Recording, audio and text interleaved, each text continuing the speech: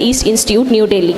He works as an advisor and subject expert for Convince, its risk analysis based company based in Bangalore, and has been associated with research on counter-terrorism in London.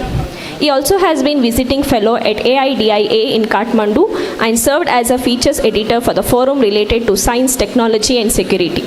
He has published several research papers and edited volumes. His recent books, Reimagining India in the Geopolitics of the 21st Century, has received critical appreciation. He is currently working on the 4 upcoming books, India and the Great Powers in Indo-Pacific, Strategies and Negotiation in International Relations. Madam, 1 second. Will you all please settle down? The resource persons are being introduced. If you don't listen to their great achievements, somebody is on the phone. Will you please stop it?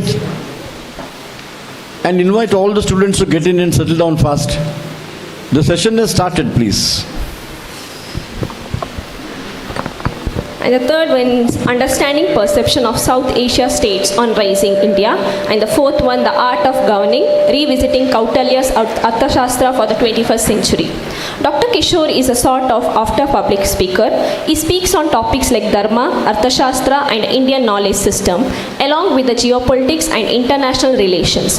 At present, he is leading a major research project funded by ICSSR. He has served as a visiting faculty member at institutions like DSSS Wellington, HDRC Centers, the Indian Naval Academy, Goa, the College of Air Affairs, and Karnataka Police Academy, Mysore. He also interested in language and can speak 7 languages fluently. Thank you. Welcome you, sir.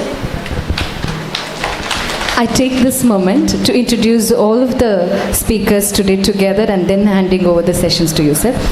It's my privilege to welcome Dr. Anshu Joshi. Dr. Anshu Joshi works as professor at School of International Studies, Jawaharlal Nehru University, New Delhi. Anshu Joshi is a doctorate and MPhil from Diplomacy and Disarmament Division, School of International Studies, JNU. She did her master's in international relations from School of International Studies, JNU. She is an expert in the areas of global security studies, foreign policy and diplomacy, counter-terrorism issues and initiatives, bioterrorism, geopolitical developments in the world, and women's studies. She is a gold medalist in BA course from Vikram University, Ujjain, Madhya Pradesh. Anshu ma'am is a bilingual speaker and writer. She has written 11 books and over 350 academic and popular articles published in both Hindi and English in reputed international and national journals, magazines, newspapers, and websites. She wrote the key chapter on global review of COVID-19 in the book on COVID-19 published by prestigious Pentagon Press. She writes a weekly column, World Recap, for The Guardian and Deshanta for Swadesh. Her latest books are Global Politics 2025, Vaishvik Rajniti 2025, Red Walls, White Lies, Lal Diware Saved Youth. So these are some of her latest books. Professor Anshu Joshi is a regular panelist of various news channels as the expert of international relations and other political issues and speaks keeping India in the center. Welcome you, ma'am. Now I move on to introduce another plenary session speaker, Dr. Jaswant Singh Kane. Dr. Jaswant Singh Kane is currently working as consultant with Center for Maritime Economy and Connectivity, RIS, Ministry of Ports, Shipping and Waterways, Government of India. Jaswant sir has done his PhD from Department of East Asian Studies, University of Delhi, worked on India-South Korea Strategic Cooperation since 1991, Challenges and Opportunities. He is the Master of Philosophy in Korean Studies from Center for East Asian Studies, School of International Studies, Jawaharlal University, New Delhi. He has completed his Master's and Bachelor's in Korean language from of Language and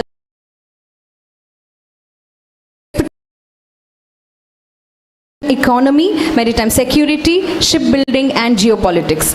Jaswant sir has written many articles and research papers and has also worked with Oracle India, Hyderabad for 14 plus years. In a span of time, he looked after the day-to-day operations related to the East Asian region, recruitment and training, and relevant research pertaining to the domain of management.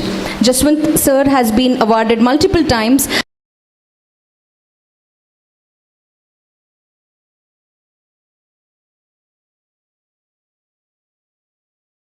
management, and welcome you, sir. Next, I like Captain Ganesh Karnik. Captain Ganesh Karnik is a distinguished social worker, educator, and political leader from Karnataka. Hailing from an agriculture family in Kervashe village, Karkala, he completed his graduation in agriculture from the University of Agriculture Sciences, Dharwad in 1981.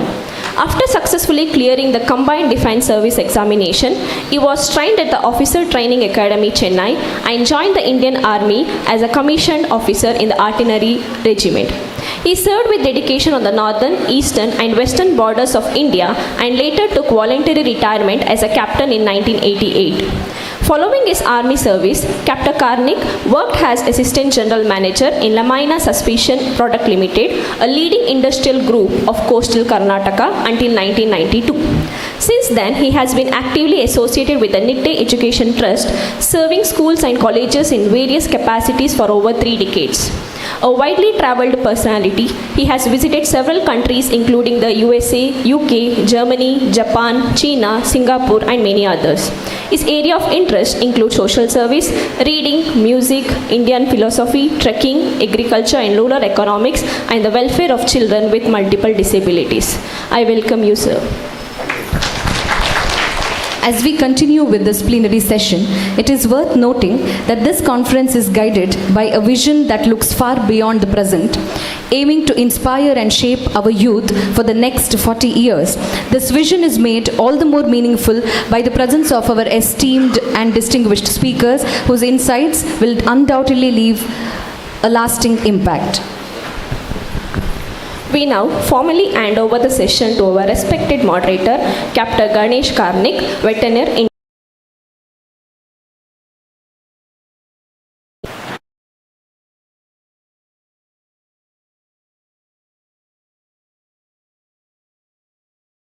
Morning. Good morning. A plenary session to be successful. At the outset, I would like to request your active participation. Active participation is being here and being attentive. Can you all promise me that? Pakka? Because when I was listening to the keynote speaker, I heard a lot of murmurs from behind. I'm basically an army officer. I don't like indiscipline, basically. Is it okay? And I see people walking in even now.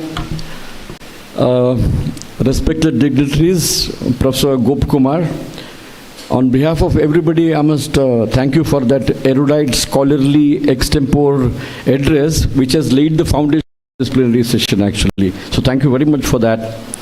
And very resource persons, because as I was going through their biodata, I wanted to tell the young students, some 20 years ago, 25 years ago, they were students like you.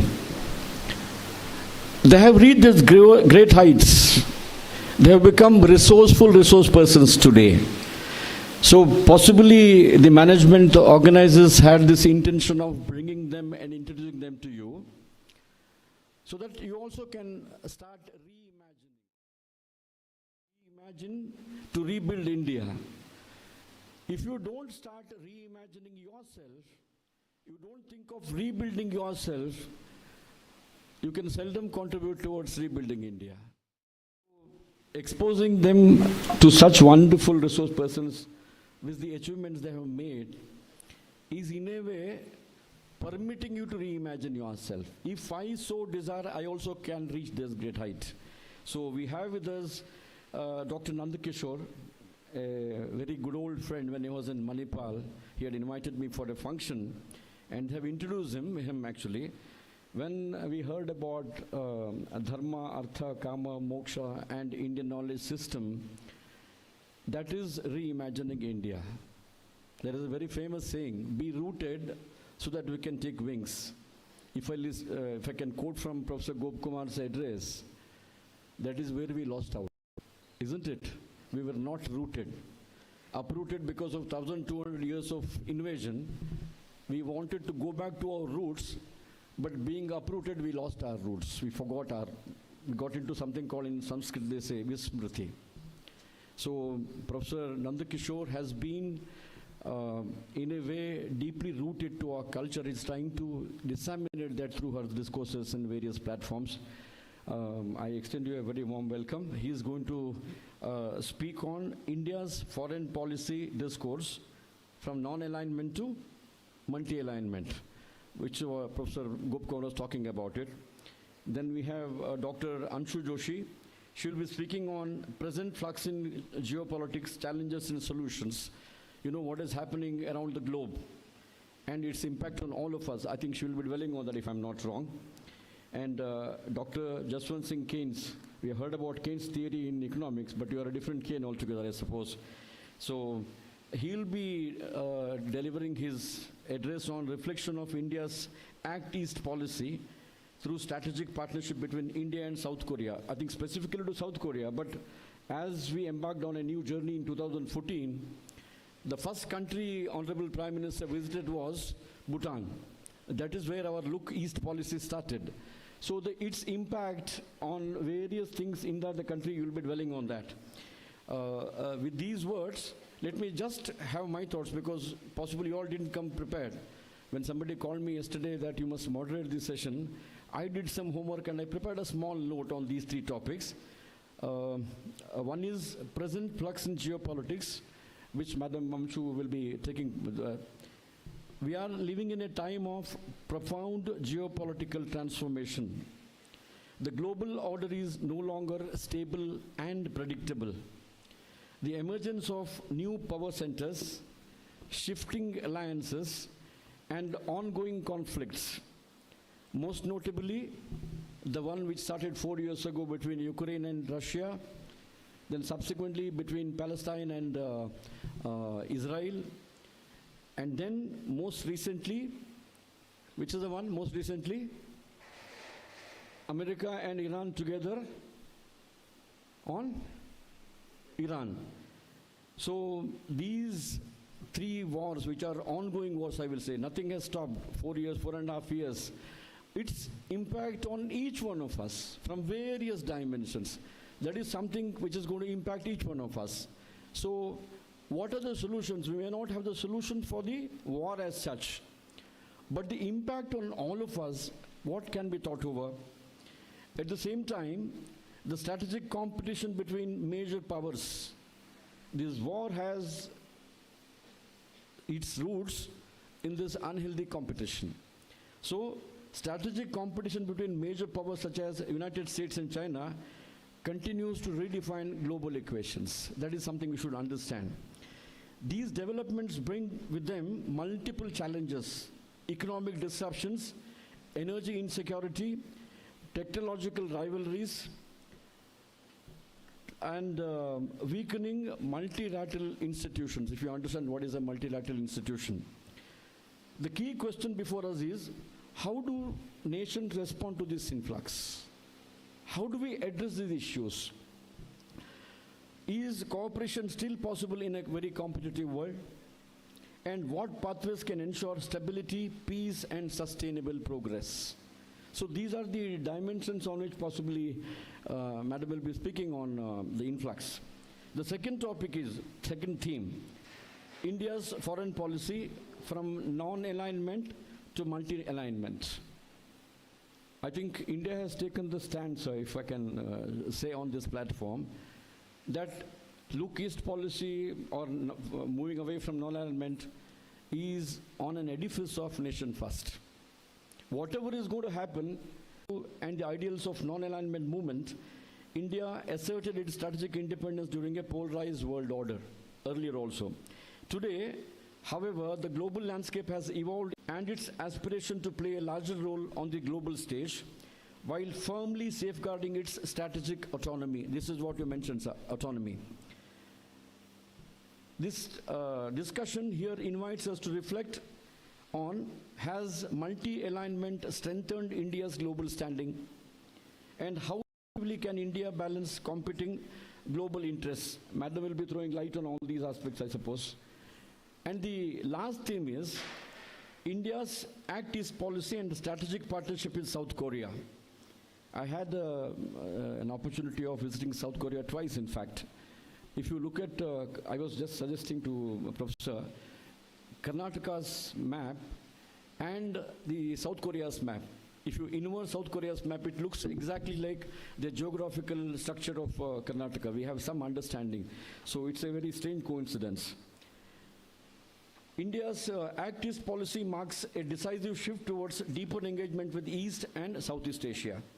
A key pillar of this policy is India's strong and evolving partnership with South Korea, now elevated to a special strategic partnership.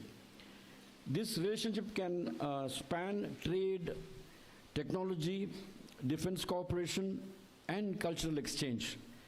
Leading companies like some names you all have heard, like Samsung, and Koreans call it as Hyundai, but in India it has become Hyundai. So Hyundai is that's how they pronounce in Korea, in Korean language. I think Professor Nandakishore is an expert in 7 different languages, no? Right? I was going through, he can speak 7 languages, he said. Possibly he can throw some light on this. Are household names in India symbolizing robust economic ties. More importantly, both nations share a common vision for a free, open, and inclusive Indo-Pacific engagements. This raises important questions. How can this partnership be further strengthened? And what role can it play in shaping regional stability and economic growth? Maybe some of you may feel that these are not topics of my interest, but be here, be attentive, listen to the immense knowledge I'm going to share. I can just suggest, now each resource person will initially speak for 20 minutes without interruption. If you have any questions on the topic they are discussing, please make a note. Immediately after all the 3 deliberations, there will be how many minutes? If I'm some 15 minutes for engagement, 15 minutes will be for question and answer. The plenary session will be very fruitful if you all get involved in active participation and in asking questions and answers. With these words, I request Dr. Anshu Joshi to make her presentation on present flux in geopolitics for 20 minutes. Thank you very much.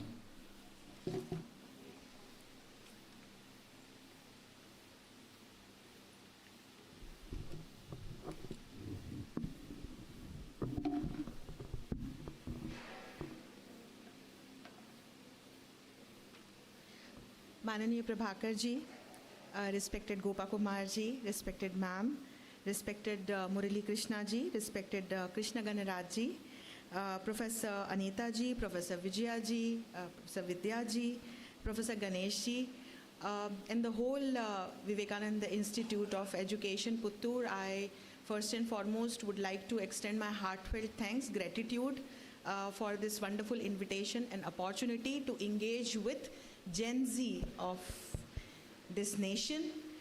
So thank you so much, all of you, for being here. The power of India, our youth generation, and my co-panelists, of course, and the moderator for today's session. I would like to extend my thanks to you all for sharing dais with me today. I've been given this task of sharing my thoughts, and more than my thoughts, a lot of facts on what is happening in the world today, what is the flux, what are the challenges in today's global politics, and what are the solutions or the opportunities. Because I'm an Indian scholar, whenever I speak, I keep India in the center. So in next 15 minutes, I'll share a lot of facts with you, the challenges that the world is facing, and how these challenges can be ended with our vision, India's philosophy, India's foreign policy. So that will be my focus. And before I start sharing what is happening in the world, we all, as an Indian, should feel really proud that we live in a country where, despite facing a serious, severe issue or challenge in terms of oil and gas security, energy security, when countries like China had to increase their fuel prices by 60%, when countries like South Korea, Philippines, Malaysia, they had to ban usage of washing machines.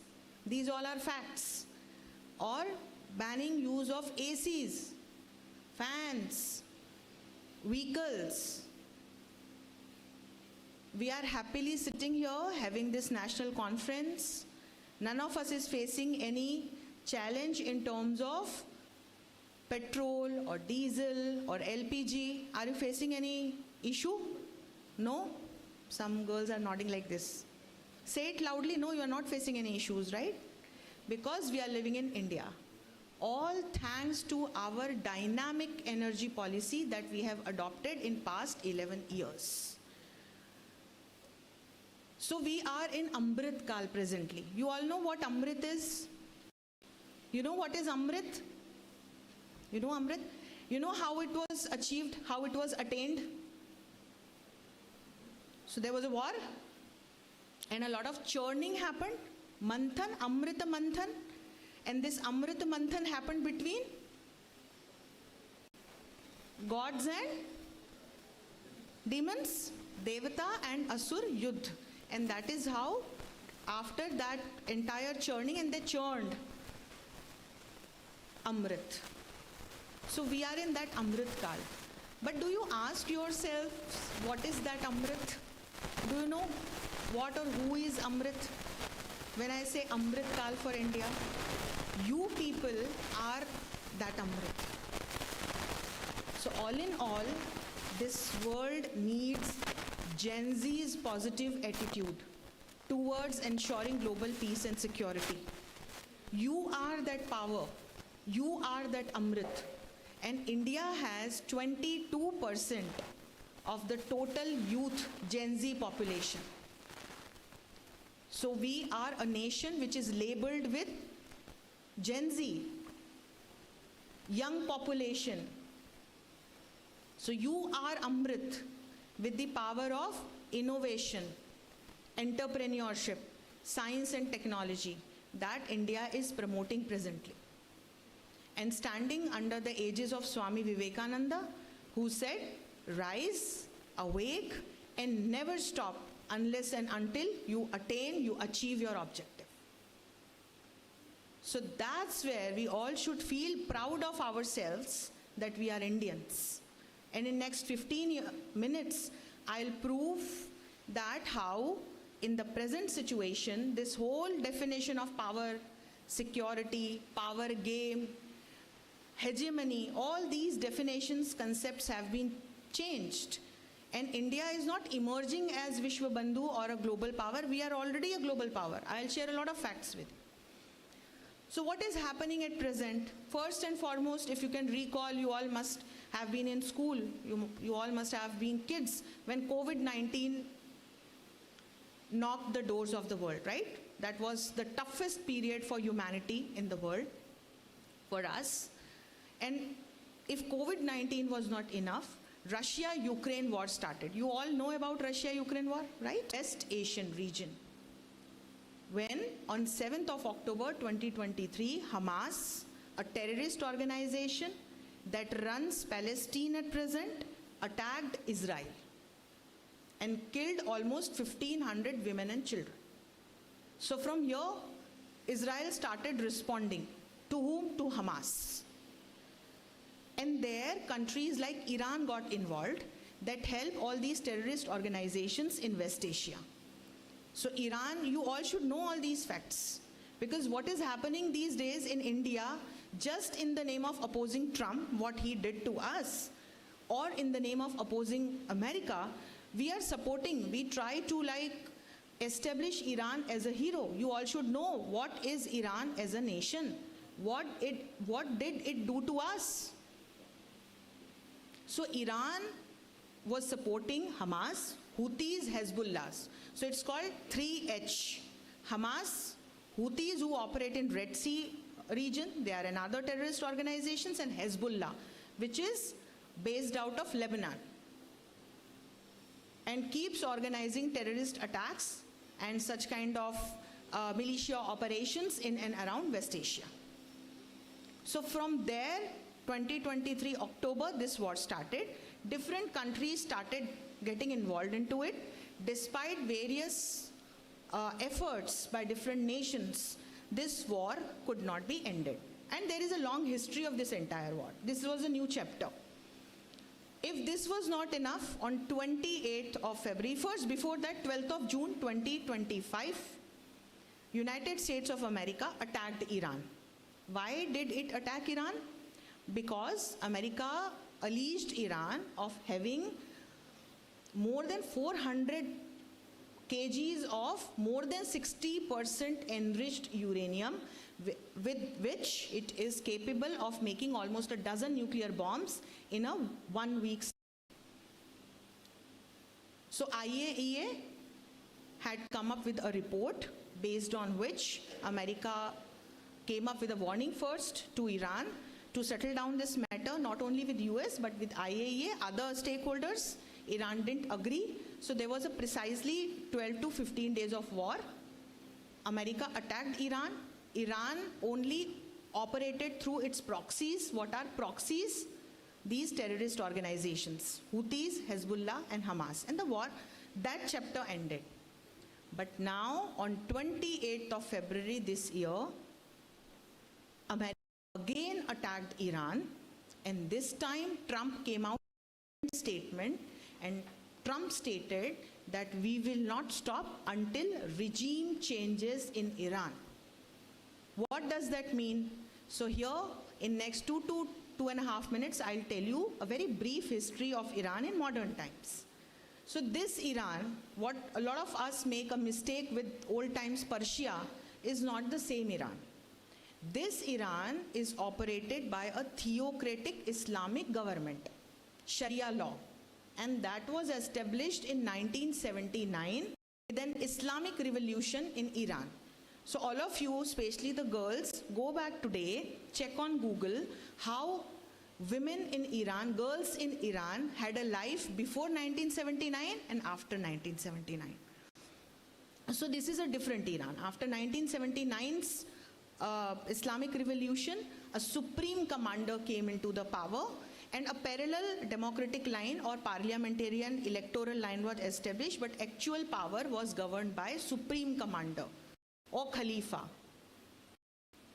So Khamenei and then Khamenei, who was killed now in the attack.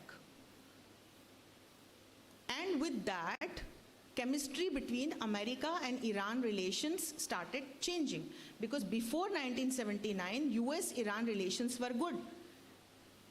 There was Shah Pahlavi dynasty in Iran, and that dynasty was progressive in nature and had good relations with Europe and America. But after this kind of a regime, when Sharia law was established, supreme commander came into the power, US-Iran relations got worse.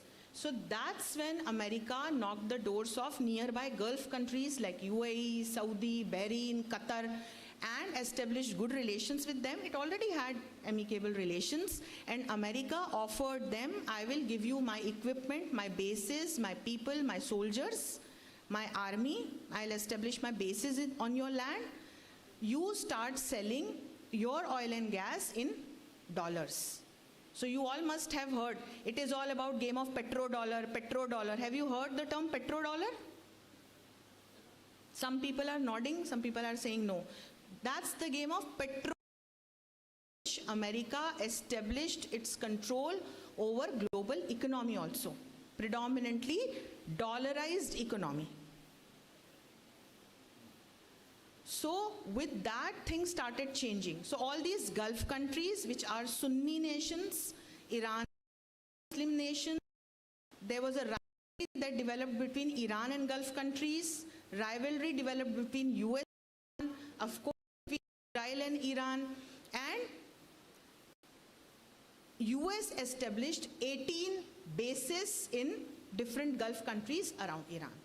So this time, when Trump stated we will change regime, he meant bringing back democracy or electoral culture back in Iran.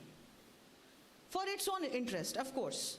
So US first and foremost wanted this regime to make it its puppet government in Iran so that relations between Iran and other countries it can change.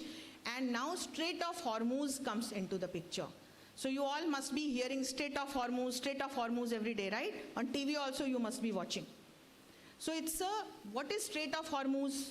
Have you ever tried seeing it, locating it on global map or on the regional map in West Asia? Please go and do that also today. So it's one of the critical, very pivotal straits in the world, supplies 1/10 of oil and gas, 1/15 of LPG to rest of the world from West Asian countries, Gulf countries, and of course Iran.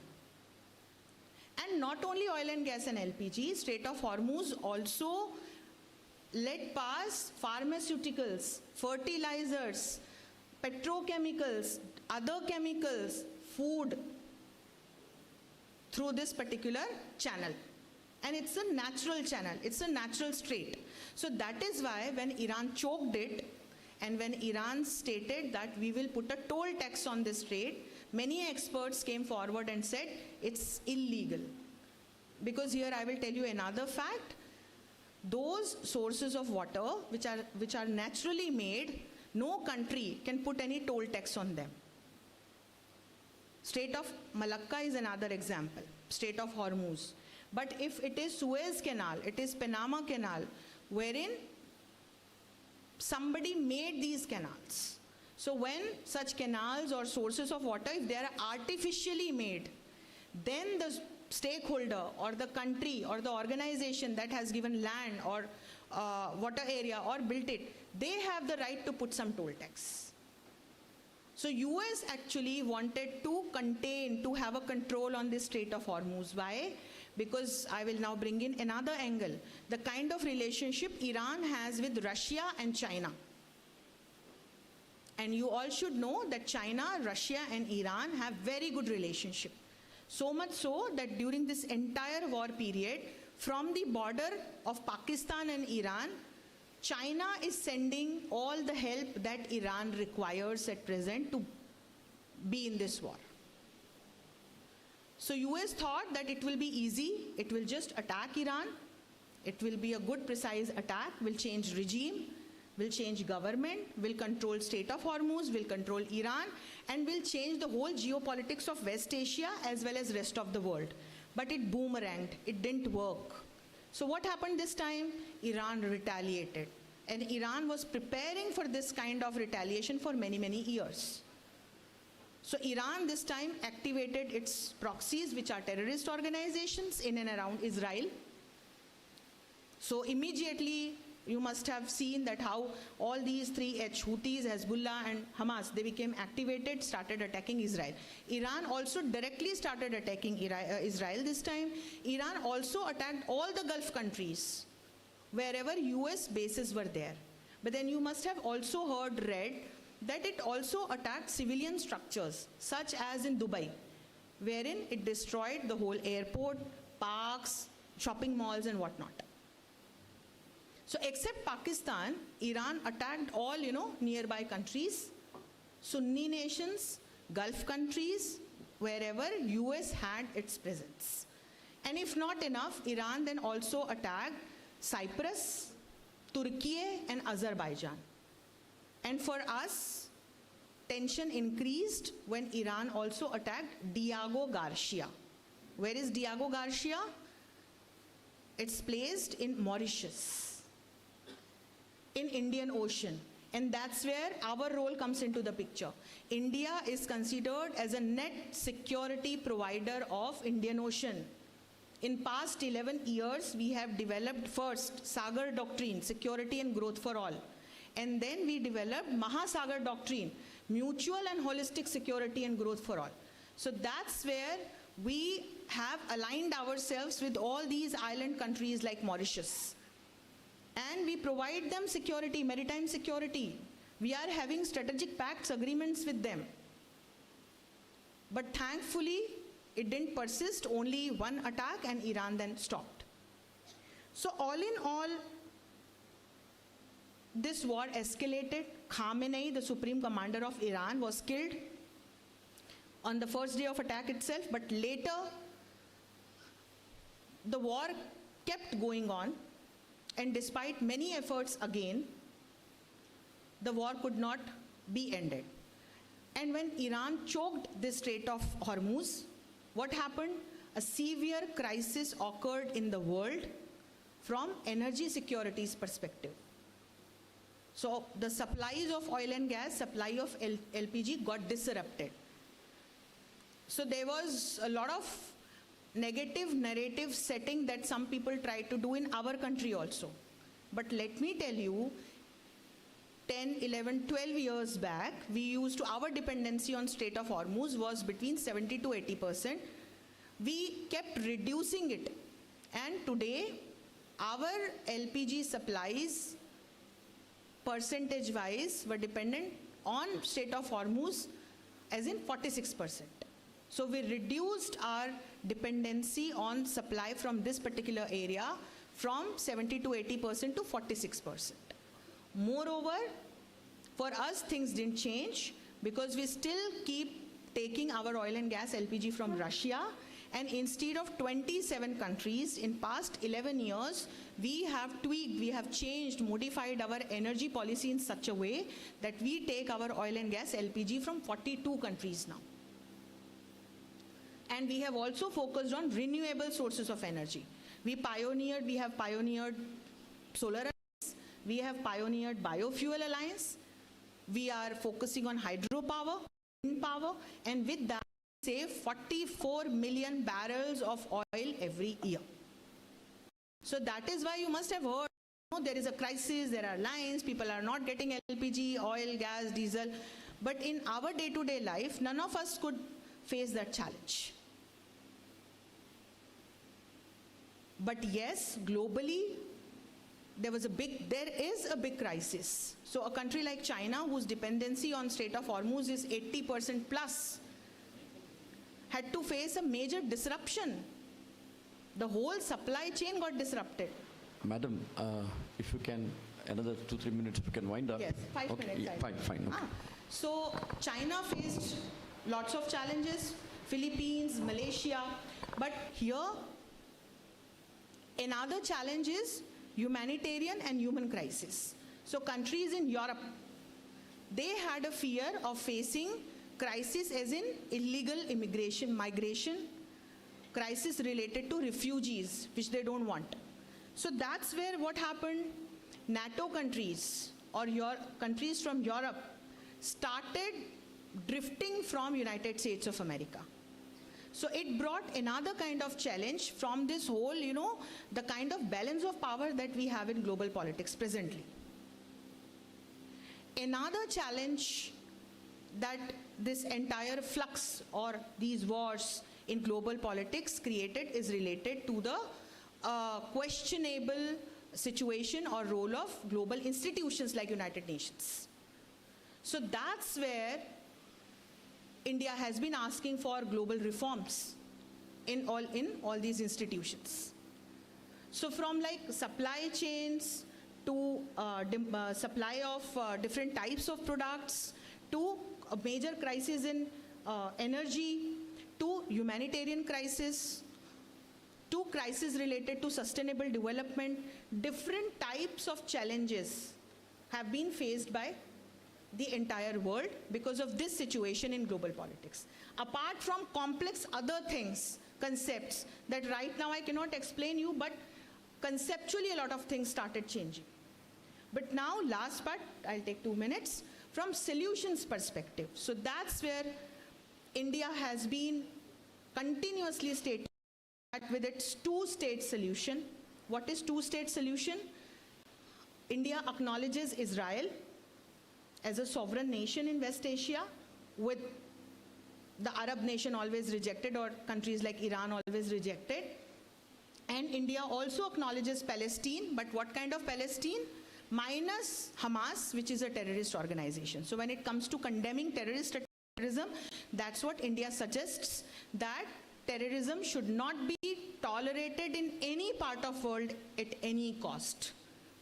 And that is what we have been doing, at least on our own. Operation Sindoor is a classic example of that, right? On the other hand, India also talks about what is the pillar of our foreign policy. It is Vasudhaiva Kutumbakam. So when you start considering entire Mother Earth or this planet Earth as a family, and when you develop in your mindsets goodwill for all. So with that, when you see there is a change in our foreign policy in past 11 years, wherein we talk about strategic autonomy, using that strategic autonomy only, we have diversified our foreign policy from non-alignment to all alignment. And even a step more, let me tell you, from all alignment to issue-based alignment. So I'll just give you an example. We are a special comprehensive strategic partner of Israel. On the other hand, we also acknowledge Palestine. We are a strategic partner of United States of America. We are also developing Chabahar port with Iran. We have good terms with countries from Europe. So all the NATO nations or EU nations who are irritated of United States of America had this historic mother of all deals, which Ursula von called in Davos, the FTA with us, along with a 10 years defense pact. On the other hand, we signed 9+ FTAs with countries like UK, UAE and other organizations, developed 32+ strategic partnerships with countries around the world. And this is what we are focusing on. Moving on with the power of youth, with opportunities of youth in securing our national interests. And that is what we are urging, we are requesting other nations to adopt. That's where wars can end, by having a dialogue, which we call Samvad in Hindi or Sanskrit, and we can ensure global peace and security. So I have a lot of other things to share, maybe during the question and answer round. I'll speak about those facts and thoughts. Thank you so much. Thank you, Dr. Anshu Joshi. Actually, I'm a military man. I have many questions and I'm very interested also. Unfortunately, I apologize. It was initially decided to have 30 minutes of discourse. We had to cut it short by 10 more minutes. I know it was not enough. I hope you have made some notes, some questions to be asked later. Yes or no? Now, I will now request Dr. Nandakishore MS to make a presentation on India's foreign policy discourse from non-alignment to multi-alignment. They have introduced him already, so let me not take much of your time. So again, 20 minutes, and then we'll possibly dwell on questions and answer later. Thank you. Thank you. Namaskara.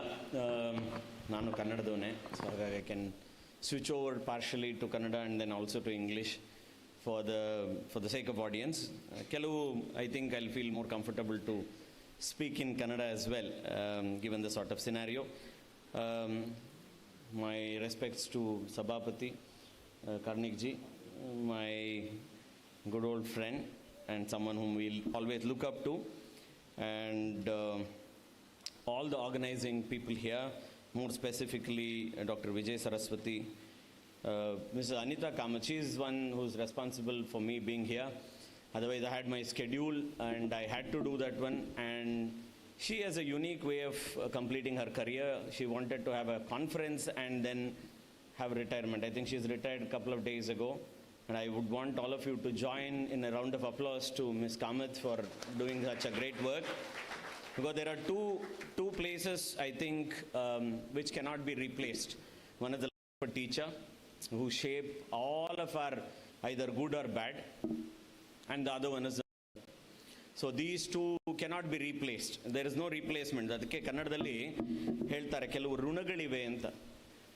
ಆ ಋಣಗಳ ಎಲ್ಲ ಋಣಗಳನ್ನು ತೀರಿಸಬಹುದು, ಅನ್ನ ಋಣದಿಂದ ಎಲ್ಲ ಋಣವನ್ನು ತೀರಿಸಬಹುದು ಅಂತ ಹೇಳ್ತಾರೆ. ಮಾತೃ ಋಣವನ್ನು ಮಾತ್ರ ತೀರಿಸಲಿಕ್ಕೆ ಆಗೋದಿಲ್ಲ ಅಂತ ಹೇಳ್ತಾರೆ ಅಂತ. ಯಾಕೆಂದರೆ ಮಾತೃ ಋಣ ಅಂತಕ್ಕಂಥದ್ದು ನಮ್ಮನ್ನು ಆ 9 ತಿಂಗಳು ಹೊಟ್ಟೆಯಲ್ಲಿ ಇಟ್ಕೊಂಡಾಗ ಅವರಿಗೆ ಇಷ್ಟವಾದದ್ದಿದ್ರೂ ಸಹ ತಿನ್ನದೆ ಕಷ್ಟಪಟ್ಟು ಅನುಭವಿಸಿ ಎಲ್ಲ ಮಾಡಿ ಕೊಡೋದು ಅಂತ. ಅದಕ್ಕೋಸ್ಕರವೇ ನಮ್ಮ ಸಂಪ್ರದಾಯದಲ್ಲಿ ಕೂಡ ಎಷ್ಟೇ ಜಗದ್ಗುರು ಆದರೂ ಸಹ ಪೂರ್ವಾಶ್ರಮಕ್ಕೆ ಸಂಬಂಧ ಇಲ್ಲ ಅವರಿಗೆ. ಆದರೆ ತಾಯಿ ಬಂದರೆ ಮಾತ್ರ ಎದ್ದು ನಮಸ್ಕಾರ ಮಾಡಲೇಬೇಕು ಅಂತ. ಎಷ್ಟು ದೊಡ್ಡ ಜಗದ್ಗುರು ಶಂಕರಾಚಾರ್ಯರಾಗ್ಬೋದು, ಮಧ್ವ ಸಂಪ್ರದಾಯ ಇರ್ಬೋದು, ಯಾವ ಸಂಪ್ರದಾಯದಲ್ಲಾದರೂ ಕೂಡ. ಯಾಕೆ ಅಂದರೆ ಆ ಋಣವನ್ನು ತೀರಿಸಲಿಕ್ಕೆ ಆಗದ ಒಂದು ಸಂದರ್ಭ ಇರೋದರಿಂದ ತಾಯಿಗೆ ನಮಸ್ಕಾರ ಮಾಡಲೇಬೇಕು ಅಂತ ಹೇಳಿ.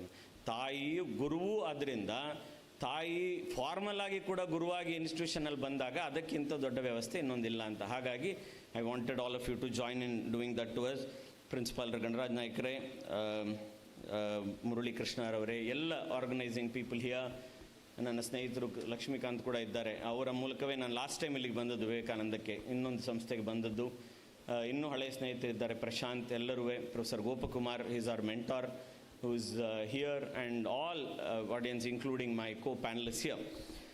ನನ್ನ ಟಾಪಿಕ್ ಬಂದು it's called from non alignment to multi alignment. ನಿಮ್ಮ ಕಾನ್ಫರೆನ್ಸಿನ ಥೀಮ್ ಈಸ್ ರೀಇಮ್ಯಾಜಿನಿಂಗ್. ರೀಇಮ್ಯಾಜಿನ್ ಮಾಡಲಿಕ್ಕೆ ಫಸ್ಟ್ ಇಮ್ಯಾಜಿನೇಷನ್ ಬೇಕು. ಇಮ್ಯಾಜಿನೇಷನ್ ಸರಿಯೋ ಇಲ್ವೋ ಅಂತ ತಿಳ್ಕೊಳ್ಳೋದು ಕೂಡ ಬಹಳ ಇಂಪಾರ್ಟೆಂಟ್.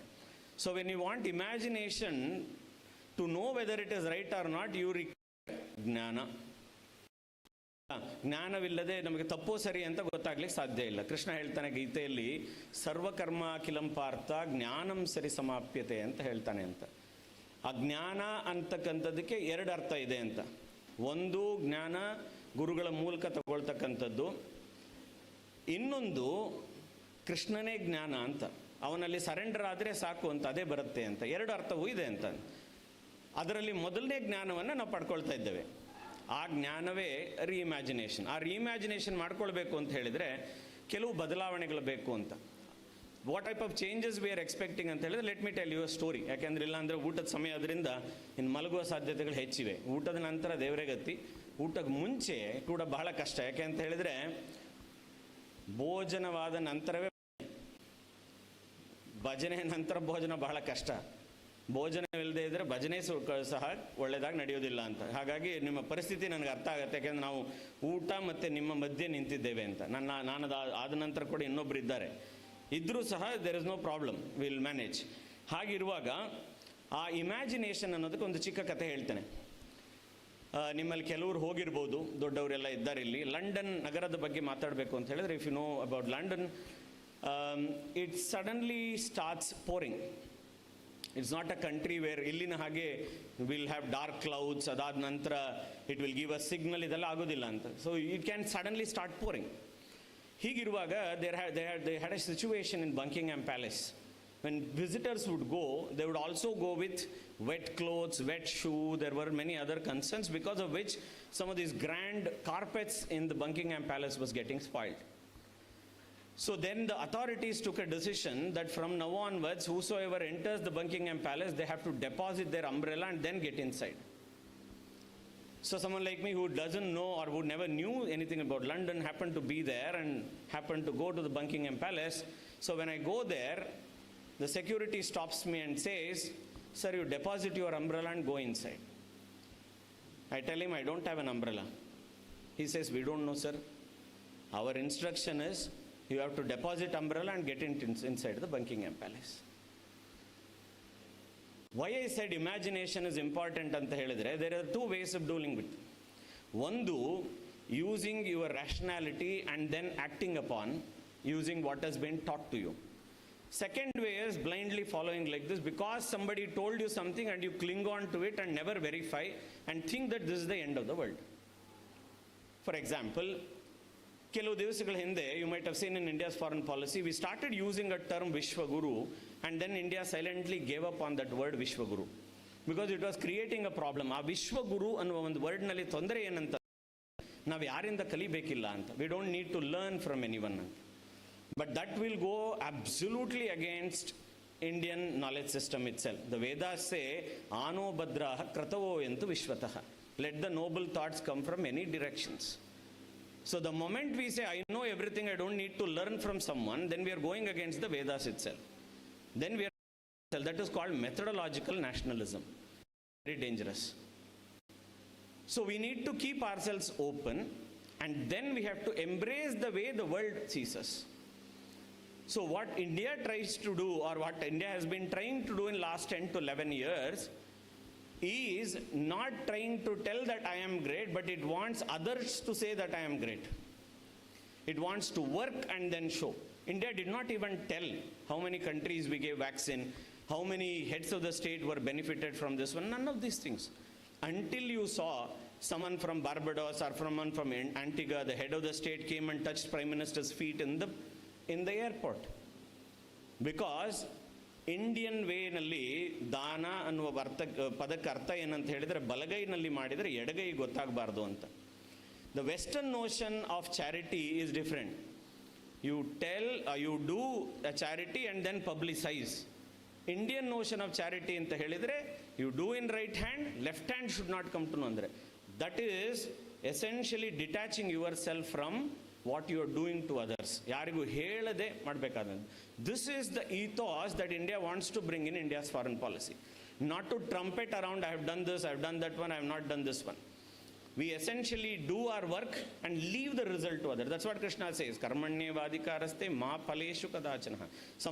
ಕೆಲವರಿಗೆ ಇದೊಂದು ಕನ್ಫ್ಯೂಷನ್. ನನ್ನನ್ನು ತುಂಬ ಸ್ಟೂಡೆಂಟ್ಸ್ ಕೇಳ್ತಿರ್ತಾರೆ ಅಂತ, ನಾವು ಮಾಡುವ ಕೆಲಸ ಕೃಷ್ಣನಿಗೆ ಏನಕ್ಕೆ ಫಲ ಅಂತ. ಅದನ್ನೇ ತಾನೇ ಅವನು ಹೇಳ್ತಿರೋದು. ನಿಮ್ಮ ಕೆಲಸ ಮಾಡಿ ಫಲವನ್ನು ನನಗೆ ಬಿಡಿ ಅಂತ. ಅವನಿಗೆ ಯಾಕೆ ಫಲ ಬಿಡಬೇಕು? In human psychology there is a problem. So whenever we fail, right, we ask this question to God. Why me? Why are you testing me? ಯಾಕೆ ದೇವರೇ ಈ ರೀತಿ ಪರೀಕ್ಷೆ ಮಾಡ್ತಾ ಇದ್ದೀಯಾ ಅಂತ. Why are you testing me? But when we succeed, we never ask God, why me? Why only success to me? Why only credit to me? Right? But in failure, there is a possibility that you may go into a depression, in modern language, with your generation's language, depression, right? Mental health issues, all of these things. That's why Krishna said, anyway, when you do good, or when you essentially get credit, you will take credit. When you succeed, you will take credit. At least leave the blame to me. In fact, the very word called Krishna in Sanskrit is divided into two parts. Karsha iti Krishna, Akarsha iti Krishna. The one who attracts. One who attracts meaning essentially the one who takes all your, whatever you want to leave it to him, you give it to him. She spoke about Samudra Manthan, right? Now this is so important to India's foreign policy. I'll connect it and I'll tell you. So when we say Samudra Manthan, the first thing that came was Halahala. Right? The one who took that halahala and stored it here became Neelakanta. Right? He has a throat of that Neelakanta we call it as. Right? Now imagine, just because he consumed that an amount of poison, he is called Neelakanta. Krishna is called as Neela Megha Shama, where his whole body itself is blue. Am I right? Then imagine how much of the waste and other things he is consuming for. That's why it's Akarsha iti Krishna. The one who attracts good, bad, ugly, everything you can leave it to him. That is also Gnana, leaving everything to him and giving. That's why it is very important. When I say from non-alignment to multi-alignment, we have understood where we are supposed to head. We had a situation. That's why we cannot blame the first Prime Minister. After all, he is also a human being. There are certain blunders that he did. There is no doubt about it. One of the blunders was, perhaps you will be able to see in the Constituent Assembly debates. And while Constituent Assembly debates were happening, the issue of the borders came into picture. And Aksai Chin came into picture. Then Nehru said, why are you people so hyper about Aksai Chin? Nothing grows there. Then immediately there was one member from the Constituent Assembly by name H.V. Kamath. He said, nothing grows on your head also. Should we chop it off? Because he did not think that it was so strategically important, because 1939 he had traveled to China, and then subsequently he saw the suffering of the Chinese people under colonialism. He thought they are also suffering like us. They are a great country. They are a great civilization. So he had no negative opinion. Show and like him. No, Mao is not like me. He will hit you back. Be careful. Deal with him carefully. You are touching Tibet. Either you do it in such a way that decisively you take off. Otherwise, if you only meddle, then you will end with a disaster, and that's exactly what happened in 1962. It is after that, you will see in people like Ramchandra Guha have written that it is after 1962 debacle that his health started deteriorating. Subsequently, he passed away. The second blunder as a human, which he could have avoided, where he could have taken decision, adike subject expertise is also equally important. If you respect specialization, naturally it will become better. One of the specialization here was Homi Jahangir Baba. Homi Baba said, let's go nuclear. But he said from several perspectives, if you go nuclear, because nuclear weapons are weapons of prestige, weapons of deterrence, weapons of negotiation, weapons of bargaining. You can do a lot of things being a nuclear weapon state. But Nehru thought nuclear weapons are only evil because they are weapons, weapons of mass destruction. So he said, we will not have it. We are the champions of peace, how can we have? And the blunder costed 62 and all the several years that we suffered subsequently, where he could have asked somebody for a help. These are some of the blunders that are there. Can we just go further? Now, if you look at opening paradox, sometimes it sounds same like dharma. Dharma is situational. And India is exactly doing that. See, the situational dharma here. We only host SCO summit where Russia and China led Eurasian Forum. We sign a $25 billion defense deal with the United States. We even make home, havan, everything for Trump. And then he comes and troubles us, right? Then we buy 40% of our crude oil from, which is through the sanctions hit Russia. And then we sit in the Quad, designed to counter China in the Indo-Pacific, and we do nothing. We chair the BRICS Plus, designed to challenge the Western order, but we are still having greater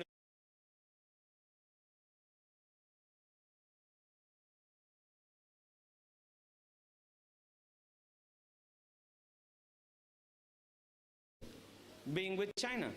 Lot of things comes to us from China only.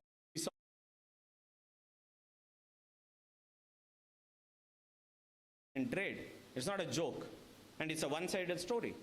There's no possibility for us to overcome. We are trying to overcome. For the first time in history, we became the largest manufacturers of the iPhone in India. For the first time, we showed the world we are capable of becoming a manufacturing hub. But now these are not without challenges. We will see. Now Jaishankar gave an answer that situates all these things. He says, India does not see the world through the prism of one relationship. We see it through the prism of our own national interest. We define national interest. National interest has three components, which is called aspirational, operational, polemic. Third, polemic. That means a narrative. First, you have to have an aspiration. First, you have to think that you will run 10 kilometers. At least you will end up with 5 kilometers. That is operational part. If I think I'll wake up at 5 o'clock, at least by 6 o'clock I'll wake up. If I think I'll wake up at 6, you will wake up only at 8. If you think at 8, you will have face wash and come and sit in the classroom. So one needs to have an aspiration. That's exactly an aspiration. We're rekindling. We were told, we were forced upon for a long time, you are a peace-loving nation. You are Gandhi's India. So you only have to be preaching peace, stay there, and then the other dilemma, every time telling us that you can't even, India is not even able to manage South Asia, how will it manage the rest of the world? How will it become a great power? Long ago, Chanakya answered in his Arthashastra saying that you can never make your neighbors happy. You can do whatever you want. You can buy the best sweets, and you can go to your neighbor and say, I bought a new car, give them sweets. They will eat sweets. They'll tell you congratulations on face. Inside their house, they will have a discussion.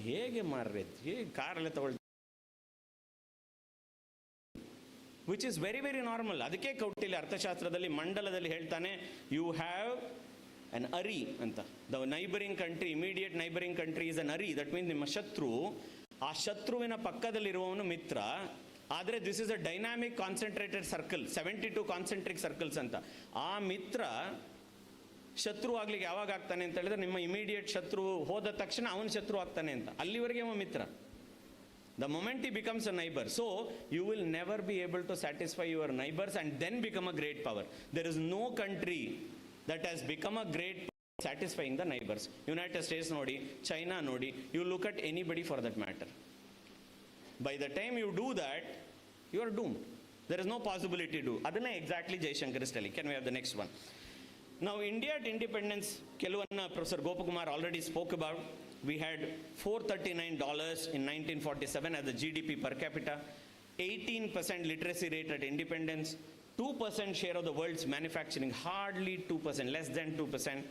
116 NAM member states in 1979 in the Havana summit. We created a big grouping.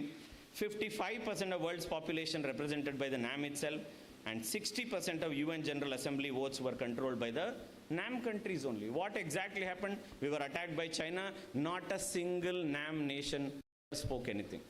1 year before that, in Belgrade, we inaugurated the NAM summit. Nothing happened.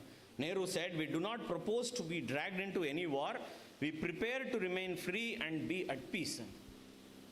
Right? There is no possibility that you can be free in a world without being prepared for a war. Shastra, Shastra, both have to go hand in hand. The world will respect you only when you are powerful. So power respects power. Whether you will use that power or not is a secondary issue. But world will respect you only when you are powerful. For example, the same United States was telling till 1998 that we are an estranged democracy. Professor Gopakumar will be able to tell you, there's a scholar by name Dennis Cox. Dennis Cox wrote a book called Estranged Democracies.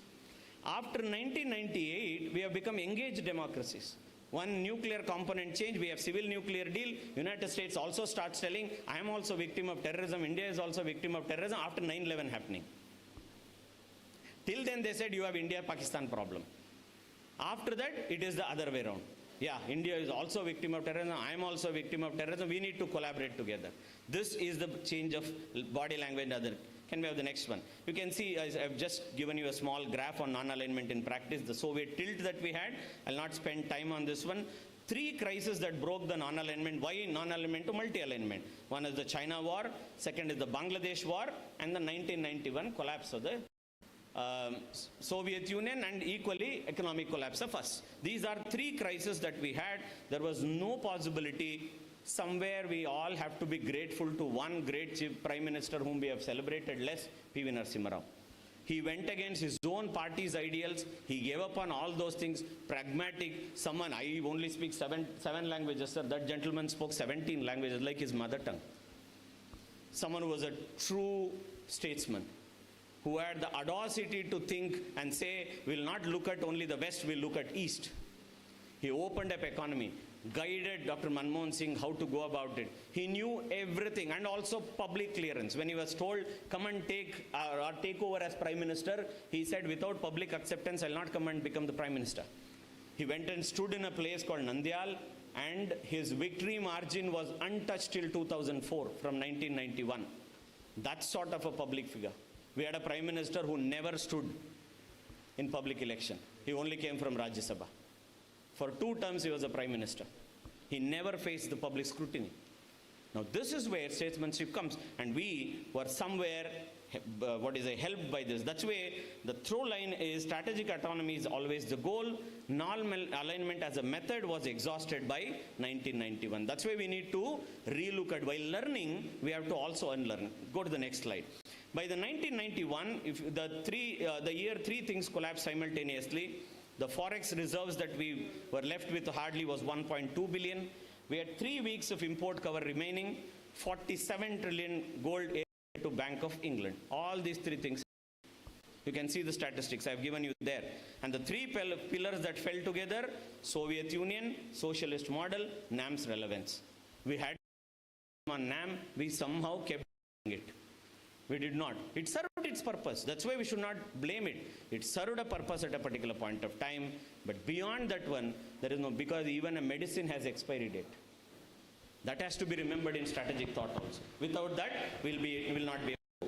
I'll just come to the nuclear deal that was also spoken about in the morning, as well as, whereas we have 45 NSG member states voted for India's waiver. 34 years India was frozen out of the global nuclear commerce, and 22,480 megawatt civilian nuclear capacity we have target in 2022. And this will not happen multi-alignment. This will not happen if I say, I'll go with this or I'll go with this one. There where we need to learn from the Chinese. Chinese were very clear. Deng Xiaoping said, white cat or black cat, as long as it catches mice, I'm okay with it. That's what changed China. That's how China has become a great country now. But they have something that is lacking, that is dharma. And that dharma is perhaps very important. So in terms of this small table that you look at, while you can also read the statement by non-alignment to multi-alignment, if you look core logic, In non-alignment, stay out of great power competition. In multi-alignment, engage all great powers on India's own terms. Method, moral rhetoric and NAM solidarity, whereas in multi-alignment, bilateral trades, strategic hedging, even ambiguity. Sometimes you should leave that confusion. Now, Operation Sindoor is an ambiguity. We have said that it has not got over. Every day there is Operation Sindoor. You touch me, I'll come and hit you. Now, this creates a problem for Pakistan. You don't know when India will hit you. Right? Now that strategic ambiguity is very, very important. Only in war, Karnik sir will be able to tell. We tell generally to go against common sense. We should not go with common sense because your enemy will be looking from the common sense perspective. That's when we need to change the model. Alliances, none stay equidistant from all is what we said in NAM. Informal ties with all, formal with none. This is exactly how we have to do. In terms of trade, state-led, mostly closed economy. In multi-alignment, open, diversified, we have $128 billion just with the US alone. That's the size of economy that we are going. Posture is reactive, morally assertive in the other one, without an outcome. Here, proactive, interest-driven. Third most important one, unapologetic. Unapologetic as an Indian, unapologetic on being dharma. This is very, very important. Now, because we have another scholar who is also going to be talking about, you can see in multi-alignment, there are 330,000 students, Indian students in the US alone. 4.4 million Indian diaspora in the United States, highest earning US ethnic group. 9 million Indian diaspora in the Gulf alone. $1 billion remittance. 74 defense 24-25. You can see the way looks at each of these components, which will, sir partially spoke about Quad, we have BRICS, we also have SCO. In all these things, one is anti-China grouping, another in anti-Western order. And then we have a Eurasian security bloc. There where we need to be thankful to someone like Trump. What we did not do in 15 years, Trump did with one instance. The moment he said, I want one of those countries in Europe, the same Europe which told us that your hands are blood-stained because you are supporting or you're buying oil from Russia, your hand is blood-stained because of the Russia-Ukraine war. The moment we did mother of all deals, when Europe said, immediately, washing machine, our hands are clean now. Now European Union thinks our hands are clean because they have dealt with us. That's why it took 70 years for us to tell that Europe's problem is not everybody's problem. Now that's where India is unapologetic.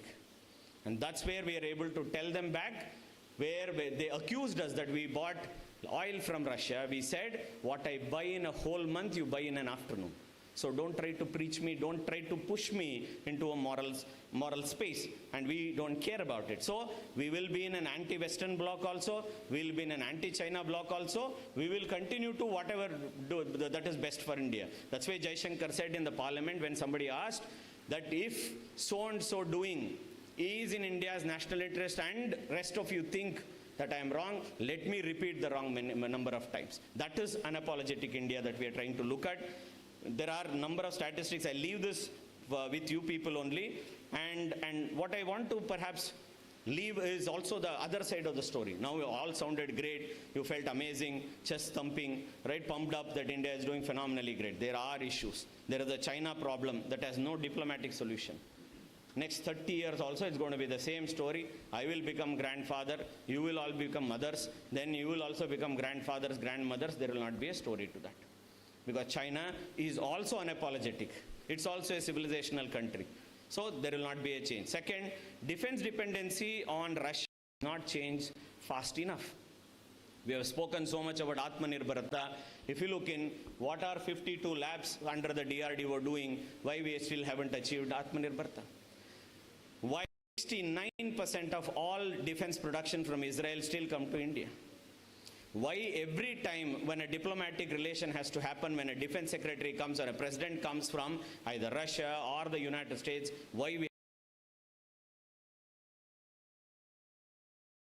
of Atmanirbharata? I'm not saying we are not done. We are doing not enough. That has to be there because Purandaradasa says, Nindakarirabekaya. If you only have soothsayers around, you will have a bhajana mandali that will only repeat whatever you are saying. It sounds good to you. But the problem is, you also need people who are critics. That has to be encouraged. That culture has to be encouraged. I think that's exactly is an Indian ethos, where we encourage people to give us negative feedback, where we ask for constructive criticism, which is very, very important. That can happen only when your generation gets that gnana, knows where to head, what to believe, what not to believe, not everything you see. Because once in a while you have a physical war. Every day war is narrative. Every day war is on cyberspace. Every day you are on social media. There is a war that's going on for us, going on for India. We need to be vigilant. Without that, it will not happen. And third is diplomatic bandwidth that is structurally inadequate. Even a country like Singapore has 900 diplomats, and India also has 900 diplomats. But our ambition is to be a global power. That will not happen without these structures. You can't have, for Latvia, Lithuania, Estonia and Sweden, you can't have one person to deal with. You have to have people, you need to respect them, big or small, you don't know when they'll become important. All of them have to be respected equally, accordingly it has to be treated. I'll perhaps just 1 minute, sir, I'll end. That there are two components that we see in Jaishankar's book India Way. He invokes in his third chapter the Krishna's way. He talks about Krishna's way by essentially talking about two components in Mahabharata. One is called as Shanti Parva, other is called as Anushasana Parva. Now in Shanti Parva there is an interesting situation, because the Pandavas win the election and then subsequently go to Krishna, and they ask him, teach us how to rule. And then Krishna says, how do I know Rajadharma when I have been a king? See, organization principle. Krishna knows everything. He only says in Gita, Matta Parataram Nanyat Kinchidasti Dhananjaya Mai Sarvamidam Protam Sutre Maniganaiva. He says, I am everything. I am the one who is holding the thread. You are all the beads. If I pull the thread, all of you are gone. But the same Krishna says, how do I know Rajadharma? Go to your expert. No? Organization principle, modern day. Subject expertise. He says, go to the subject expert, that is Bhishma, your Tata, sleeping on the deathbed. Go talk to him. So they go to Bhishma, they ask Bhishma several questions. The toughest questions comes from Draupadi. Draupadi says, Tata, knowing that you are part of Adharma, why did you actually support the Kauravas? Why did you stand by them? Then Bhishma thinks that until she arrives at my situation, she will not understand. That's where Gnana is very important. Right? It also comes with experience, and experience cannot be brought. I can tell 100 things, but I can't get Professor Gopakumar's experience, Professor Karnikji's experience. Experience cannot be brought. So Bhishma, instead of saying or giving a whole answer from Shantanu, it starts off with and the whole story, he simply says, Yatadhenu sahasreshu vatso vindati mataram tata purva kartum karma kartaram anugacchati. Among the 1,000 cows, how without a confusion the calf runs up to the mother, my karmas will come with me, Draupadi, don't worry. You will realize that one day, he says, and then continues with his journey. Now India is in that sort of a position where it has understood where its karmas have to be lead with. We don't need rewards from others. When we do our karma, rewards will come. 29 countries, highest civilian award to the Prime Minister. He did not ask for it. He did not beg for it. He did not tell only peace. He said, Shastra, Shastra, unapologetic. Be unapologetic, help the country. Let's reimagine India from the 21st century. Thank you for your patient listening. Thank you, Dr. Nandakishore. Moderator's job is a difficult job. When it's very interesting, maybe it's good for you all. Otherwise, I felt I'm doing something, a great injustice by stopping both of you in between. Thanks for this wonderful discourse. And now I request Dr. Jaivan Singh to please address the gathering. You know his topic. In fact, if I can tell, there was some sequential change we made in Look East policy specific to South Korea. He'll be speaking on that. Good afternoon all. Respected Gopakumar sir, Karnikji, and sitting all the faculty members and students.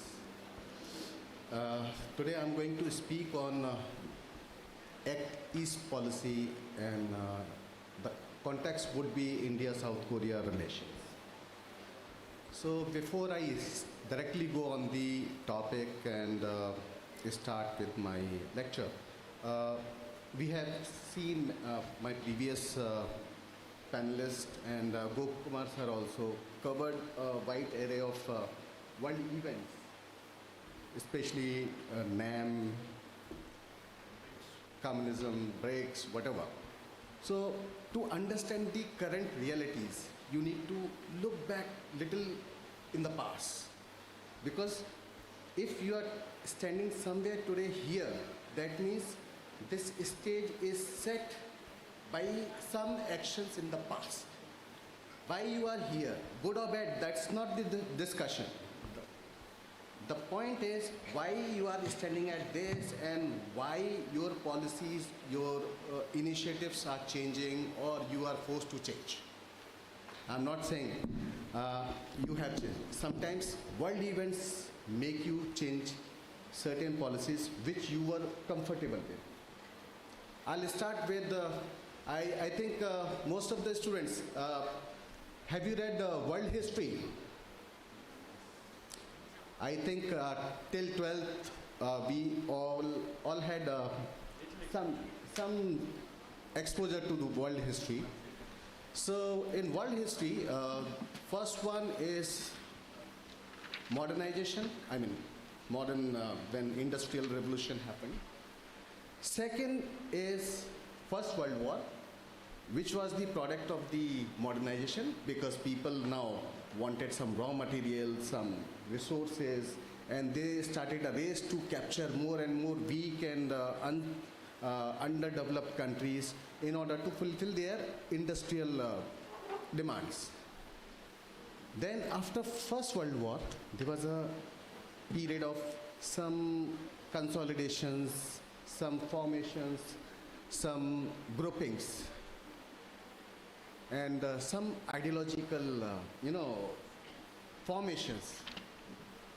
They were so central to the world politics that even if you don't give attention to those changes, but they were taking place. And the next step, what happened? You have seen World War II. World War II was the, a changing moment in the human history. Because during this war, we have seen nuclear bombs were used in bringing in peace. And after Hiroshima and Nagasaki, we have never seen use of nuclear bombs, but we have seen the excuse of nuclear bombs in order to stop, to attack, or to destroy some countries. Okay? So the tone is set for this thing. Now let me go back. When this World War II stopped, there were two prominent powers came into picture. One was USA, then another one was USSR. A capitalist bloc, a communist bloc. Okay? Now, because in Second World War, they were fighting together with Germany, Japan, Italy, then how come they all became two power centers within the world? Till tomorrow, they were friends. All of a sudden, they became two rivals within a short span of time. I'll tell you. The story starts with East Asia. You'll be surprised to know. I mean, there were ideological differences, there were system differences. Okay, you have capitalist form of government, we have communist form of government. But the real race started in East Asia. Japan was a major imperial power who captured some part of China, Philippines. South Korea was one of them. So when Japan attacked America in Pearl Harbor, then US got directly involved with Japan. And to bring in surrender from Japan, America dropped two nuclear bombs. Then there was a race with these two countries. Who's going to take surrender of Japan in Northeast Asia? Okay? So in this context, what happened? America became so insecure. America decided, okay, let me do one thing. We'll draw a line. Northern part surrender will be taken by USSR, and southern part will be taken care by the USA. And that's how we have seen two Koreas coming just after the independence.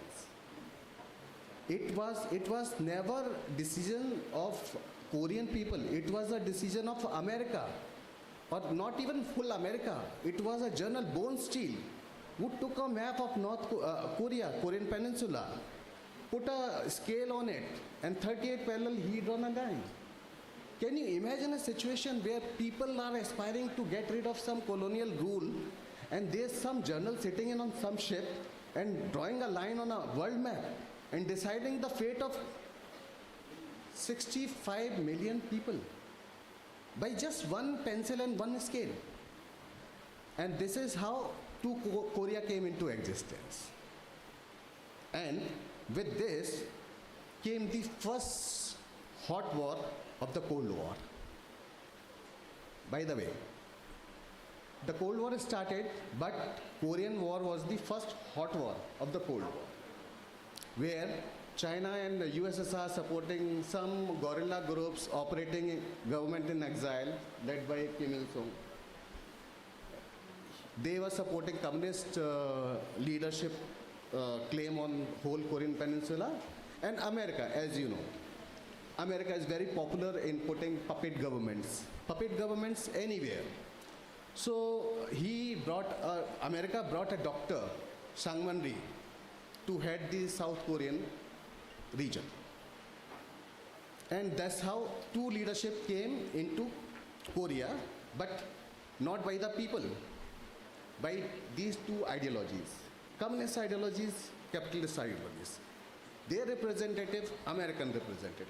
And people were still clueless, and they were still trying to overcome from the impact of the Japanese colonial rule, which was brutal in nature. So we have seen two Koreas coming. Forget it. Now we come to India. What we have adopted, you have heard. Non-alignment movement. It's a fact. It served a purpose for some time. Non-alignment movement was good because it was a tightrope for India to go through the chain of events happening all over the world. But still, the reality is non-alignment movement was little pro-USSR law. Whether we like it or not, most of the non-alignment movements were little close to USSR.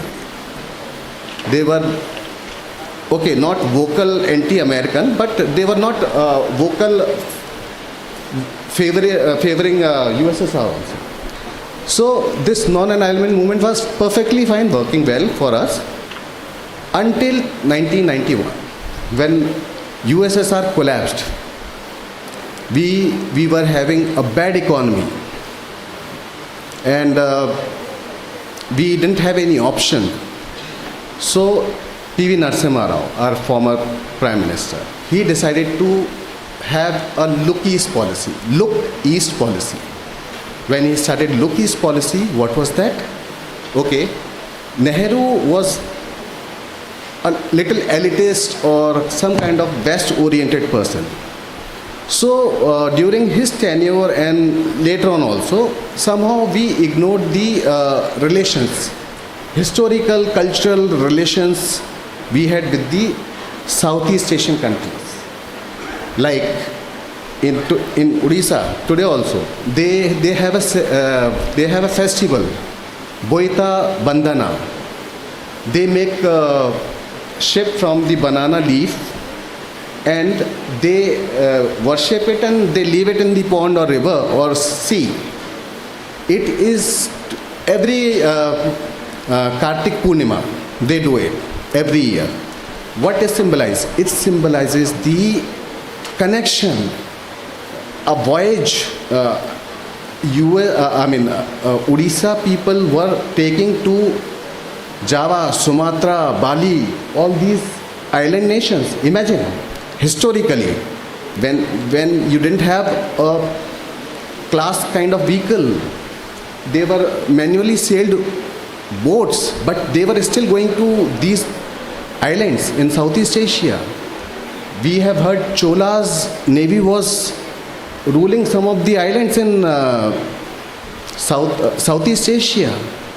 So during initial decades of Indian independence, we somehow ignored the historical relations with the Southeast Asian countries, and we felt after collapse of USSR that we should also now look and again strengthen the relations with the Southeast Asian countries and East Asian countries, Japan and Korea obviously, and other than Oceanic countries, those are New Zealand, Australia. This policy continued. It fetched us good results also. Now we know Narasimha Rao started LPG. What is LPG? Not liquid petroleum gas. Is liberalization, privatization and globalization. He started LPG, which was to get some foreign direct investment to India, and we were successful in getting Japanese FDI, South Korean FDI, and FDI from Singapore and all that country. After 2014, when Modi government came, they felt this policy is not enough. This look east is, we are looking only. We should change it to act east. Act east means it should not be confined to three things: culture, communication and commerce. There are two more dimensions added to it: security and strategy. Because in 2012, China became little assertive and introduced BRI, Belt Road Initiative. That means China wanted to, China is already having some territorial dispute with 14 plus countries, including water. And we know that if you want to contain China, it's not about containing. In fact, you want to secure your interests in that region. You have to go with some countries which are ready to play against China in that region. Like you have Quad, US, Japan, India, Australia. But it's not a military alliance. But there are talks to get some like-minded countries in the Quad Plus. South Korea is one of them. South Korea is also wary of the fact that rising China is little challenge for them, because they are supporting North Korea. North Korea is a potential threat to both Japan and South Korea. And North Korea is surviving, thriving and enjoying that nuclear supply as well as nuclear weapon bargain. They are using their missile, they are using their nuclear program as a bargaining chip. Like the kind of action US has taken against Iran, they'll not be able to take similar kind of action against North Korea, because they know, North Korea knows the nuisance of their weapons and mindless leadership. And moreover, North Korea is directly supported by China and Russia.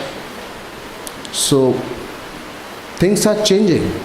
So why Look's policy changed to Act East policy is to see the rising China, no doubt about it. I'm not mincing my word. Second is, like, we are into a situation where we need FDI, foreign direct investment, plus technology, which is available in these East Asian countries like Japan, South Korea, Singapore, Taiwan. They are the centers of chip. Recently, when South Korean president visited India, our Modi ji has said, we are going to collaborate from chip to ship. Shipbuilding is another potential field where we are trying to get Japan and South Korea into our maritime sector. Because earlier South Korea used to be the number one shipbuilder. Then it used to be Japan. Then third shipbuilder used to be China. In last 10 years, the situation is entirely different. Now the shipbuilding, if you see the shipbuilding sector, China is number one with 65% total world orders for new ships, including VLCC. Then South Korea is on, who used to be topper, is now on second position with 22% new ship orders, and Japan is on third. And we in India we have MIV, that is Maritime India Vision 2030, which where we are planning to get into top 10 shipbuilders by 2030, and we have Maritime Amritkal Vision 2047, where we are targeting to be in the top shipbuilders in the world. But currently what we make only 2 to 3 ships in a year, whereas to be in that list you need to have at least 5,000 ships to be built every year. So we are trying to get Japan, South Korea into our fold, and by Act East policy I think we are going to take it further. I rest my case over here, sir. Stick to my time. Yeah. Thank you so much. Rest I'll answer in the questions if you have any. Thank you, Dr. Jaswant. My sincere apologies to all 3 panelists, because was it interesting or boring? Huh? Now, possibly the panel discussion was to expose you to understand that how little we know about what is happening all around the globe, isn't it? Once you come to know that what I know is very little, initially Dr. Gopakumar gave you a complete perspective of what is happening around, and then on 3 verticals our resource person spoke about it. If it instills in you some kind of inquisitiveness, instead of using your smartphone for many things, if you all start digging a lot of things about this information. I also sat in the night and tried to find out what about these 3 topics. So I would like to thank all of you with sincere apologies, because the topic that was given to you needed an hour's deliberation minimum.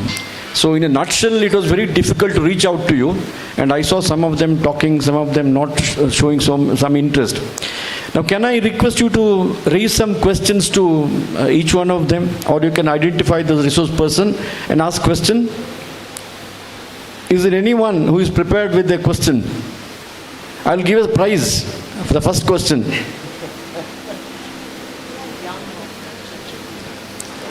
Lunchtime become more inquisitive, you don't sleep. Yes, please. Thank you. Please give a hand mic. What is your name? Identify which branch of this thing from. And give a big applaud for that initiative.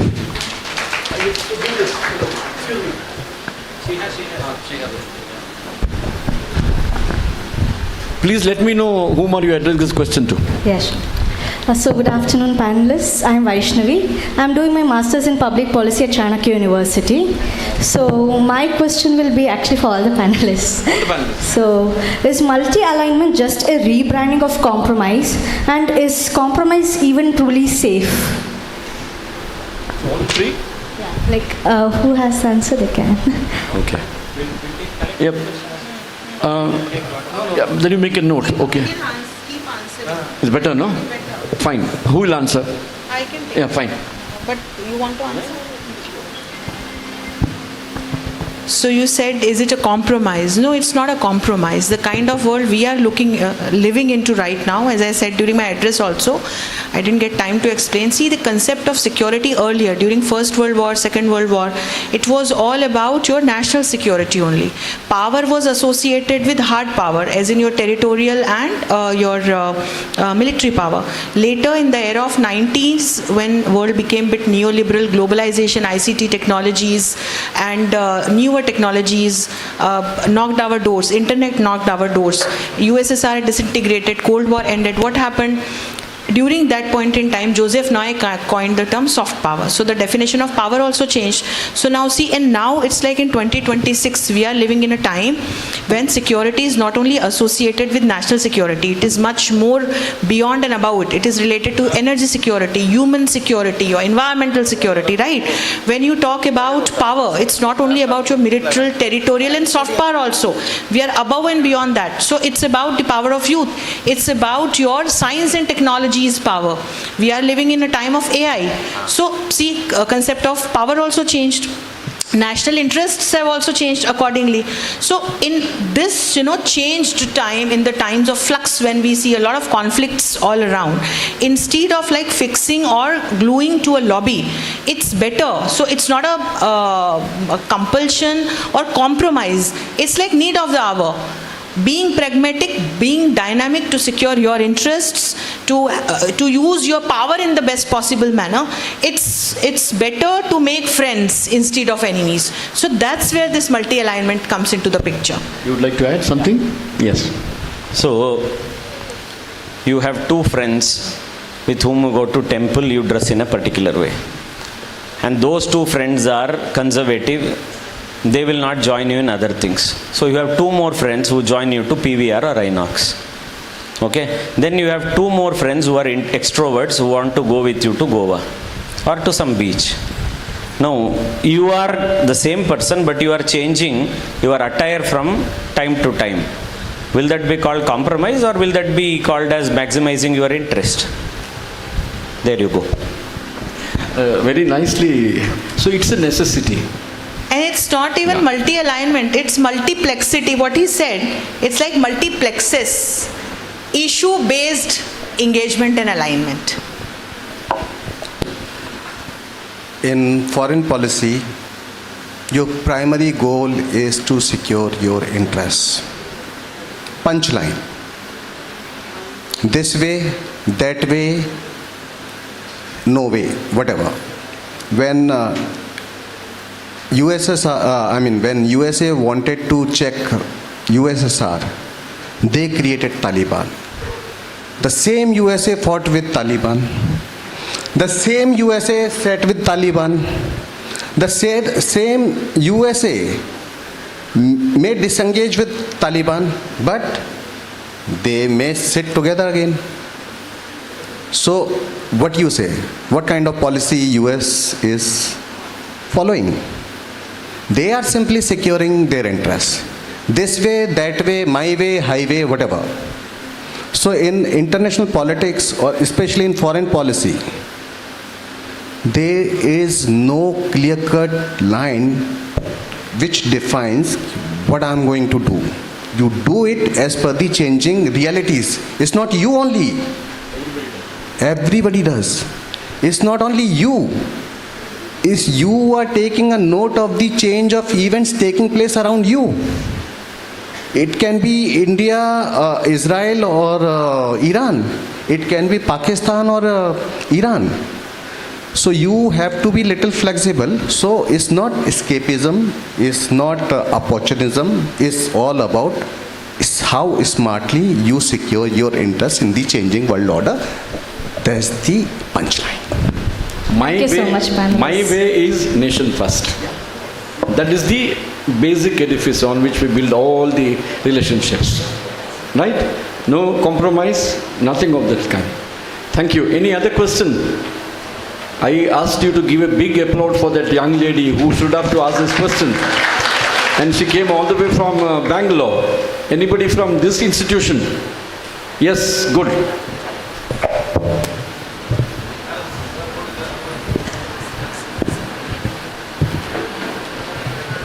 Namaste.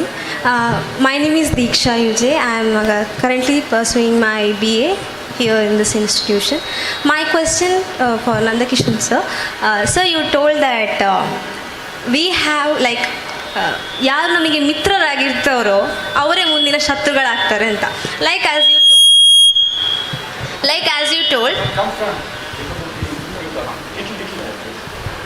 you told that in the beginning we prized Trump, ಅವರಿಗೆ ಹೋಮ ಹವನ ಎಲ್ಲ ಮಾಡಿ ಅವರನ್ನ price ಮಾಡಿದ್ವಿ. Now we are in the situation that we are prizing Putin, Russia. If in the future Russia become our enemy, what is in India in a situation, how we can face, if I'm just imagining if it is happen. Thank you.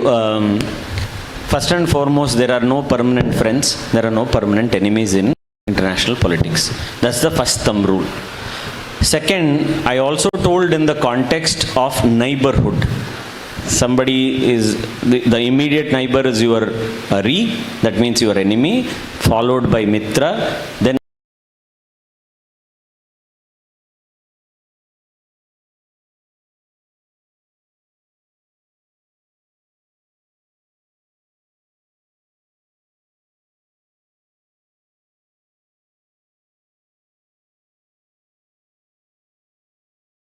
like Israel. Right? Israel says for 1800 years we were refugees. We did not even have a home. And there is no history in this country when we have attacked Jews, even in the highest communal tension. But we have been given a myth. Right? All of you are given a myth that secularism in the constitution is saving minorities. Where was constitution? When thousands of years ago Jews came into this country, we never attacked. They were attacked for the first time when the Portuguese came, because the Portuguese saw them as greater entrepreneurs, and then from a Kodannallur there is a place, from there the Raja of Kochi took them and created a space called, which we call as Matancheri, and he told, you are under my refuge, nobody can do anything to you. That's why whatever we do, Israel will continue to be our friend, and it thinks that India can never do wrong to them. Even we have betrayed, we have had illicit relation. 1962, 1971, there was a weapon consignment that was going from Israel to Iran. Then Iran was a good friend of Israel. And then Mrs. Gandhi requested that the weapon consignment should come. She had a personal secretary by name P.N. Haksar. Haksar met Israeli ambassador in London, and that weapon consignment was diverted to India. And the only request they had, then they had a female prime minister by name Golda Meir. She had only one request, that India should have diplomatic relation with India, with Israel, and we agreed, we betrayed. But still they did not give up on us. When sanctions were put on us after the nuclear and Kargil component, they were the ones to give us sensors called Falcon. So there are some friends who will be like that. But there also it depends on three components: power, politics and perception in that country, which we don't have control. Right? We can only think that in the first term Trump was good, we thought second term he will be good. But his compulsions are different, his politics is different, his perception is different, and his way of dealing things are different. So he is also acting according to certain other compulsions. I can't dictate to him. Right? So these situations we need to be flexible to adjust. We should not pick the phone when he calls at a particular point of time. Then we also should know when to pick the call. That is called common sense. Thank you. When to do, what to do, how to do. If nations learn that. And what not to do. That is also. Because about power, this is what we say. Knowing the extent of power is very important in international politics, but knowing the limitations of power is also important. India was invited. Please come and negotiate between Iran and Israel and the United States. India knows there will be a failure only. And it's better to stay out rather than becoming a bakra like Pakistan. You would like to add anything? Any other question? Yes, please. Yes.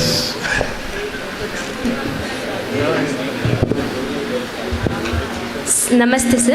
I'm Akshatayam, student of Vivekananda Law College. I'm currently in a 4th BA LLB. My question is, does multi-alignment compromise a nation's independent foreign policy identity? Same thing we answered already. There is nothing called being independent in foreign policy, because your resources are not independent. You are dependent on something or the other. The energy that we have from move to one place to another, we don't have. We are dependent on somebody. Tomorrow when they rise the price of the oil, we don't have control over that. For one or the other thing, we are dependent on somebody or the other. Not everything is absolutely in our control. So there is nothing called independent foreign policy. There is only independent thought. Whether we bow down to someone, we don't bow down to someone. So multi-alignment is not about compromise. It is about prioritizing what is best for the country. Prioritizing what is the requirement of the country. Let's imagine I tell that I will not ask my neighbors or I will not ask my friends, even when I don't have food. All of you should starve. Only when you first eat and survive, then you can do something better. So if you think that asking them is a compromise, I have to be independent, there is nothing called independent. You don't grow your food. Where are you independent? Somebody else is growing your food. And where is he getting the seeds? He is not independent. He is getting it from someone else. So if you go on like that, everything is connected to the nature. Everything is part and parcel of that. That's why in our condition, unlike the Western nations, which use a term called Anthropocene. The word Anthropocene means everything in the nature is for the human consumption. But India never believed in this one. India has always believed, as a civilizational country, everything in the nature belongs to every being. Whether living, non-living, humans, non-humans, animals, everybody. But only thing we say is, you take only how much you deserve. That is what is called as Isha Vasyam Idam Sarvam Yatkincham Jagatyam Jagat Tena Tyaktena Bunjitaha Magrada Kasyasvidhanam. Take how much you deserve. That means restraint. Restraint is not weakness. Restraint is greater than anything else. That's why when you slap me, I can slap you. That is reaction.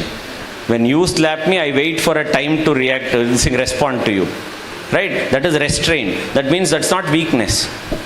You are coming back, because when you are reacting, you are emotional. When you are emotional, your rationality will go down. That's why when you cut your nose in anger, it doesn't grow. Not allowing you to slap me. Yeah. That is the principle. No. First of all, there should be a fear on the other side that what will happen if I slap this person. That consequences. That's why Shastra and Shastra, that's what we are talking about. It's not compromise. It's not weakness.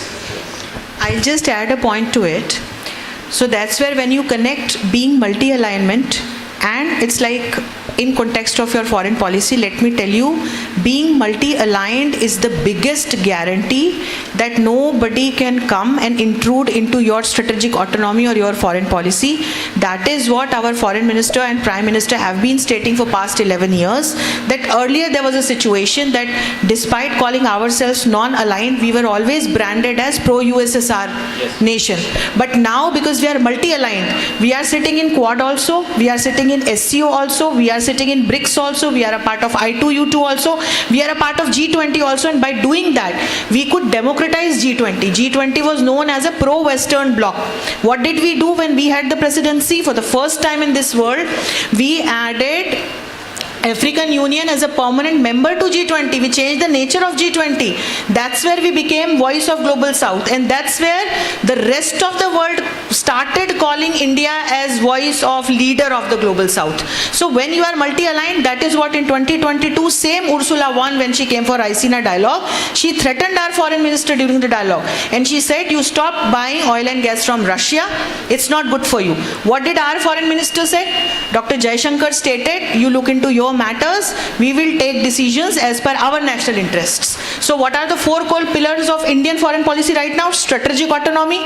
Multi-alignment actually proves this, that strategically we are autonomous. We are not under the aegis or wings of any nation or any bloc.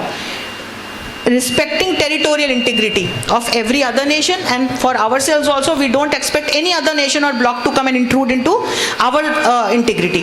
Third, multi-alignment, and fourth, issue-based alignment. So with some blocs, you are ensuring your energy security. Right? With some blocks, you are ensuring agenda of Global South. Some countries like Brazil are now helping us in getting a permanent seat in UNSC. So ensuring global reforms in international institutions. Some blocks are helping us in keeping Indo-Pacific neutral. So being a part of Quad is also important. Being a part of BRICS is also important. That's where we are working as a balancer between Western nations or Global North and Global South also. So please understand, by being multi-aligned, today we have ensured that we have become a leader of Global South, we are securing our national interests, and we are also proving to the world that by being multi-aligned, nobody can come and force us to take any decision in terms of our foreign policy. Okay? At least one question from the boys, even though they said, yes, please, yes. I'm sorry.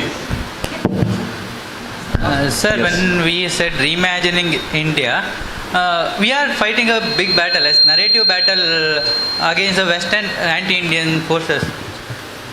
Forces for a long time. It's from the British. From the British too. That their legacy has passed down till now, and there is a large from the West and from inside the India. There is a large part of the. Community that goes against the Indian identity of India itself, and anti-Indian ideas are mostly propagated. And more than that, they use the academic media as academic circle as some legitimacy to their. That's little much going there. So, and at the same time, the West use that it's the education institution and research to undermine Indian values like hunger index and others. While India, from the Indian side, we see less in that that period, especially in the universities or the some academic field in a world class level. While India, West always uses that academic field as to undermine the Indian values. Basically, it lies in our mindsets. You want to answer? It lies in our mindsets. You need to understand. His question is that why in our academic culture we fail in and still we are like colonized.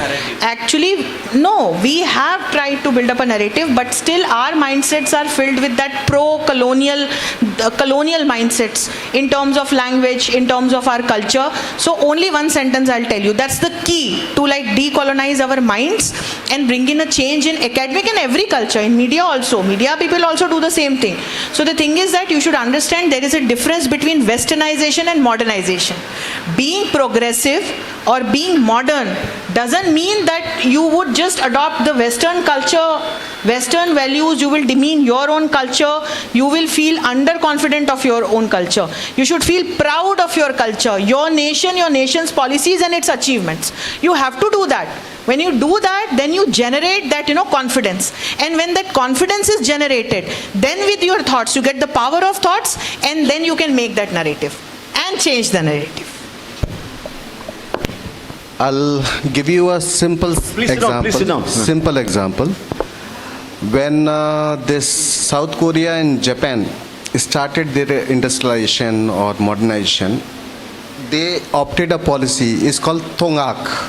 Thongak means, Thong means east, Hak means value. So it's like Thongak means Eastern values, Western education. Because they knew it that Western science technology is needed in order to achieve the kind of growth they are projecting. But at the same time, they did not leave their own values. Thongak means I'll take the Western education, but I'll not lose my Eastern values. And this is how a society is built. So even if you are today, if you are writing an article, let me tell you one point. Next time, if you are writing about Israel, Palestine, or whatever nation, don't write it Middle East. Always refer it to West Asia. Because you should relate that region by standing in India, not by the scholars sitting in US or UK. So next time, if you are writing an article, if you are addressing an issue, say this is West Asia for me, not Middle East. Thank you.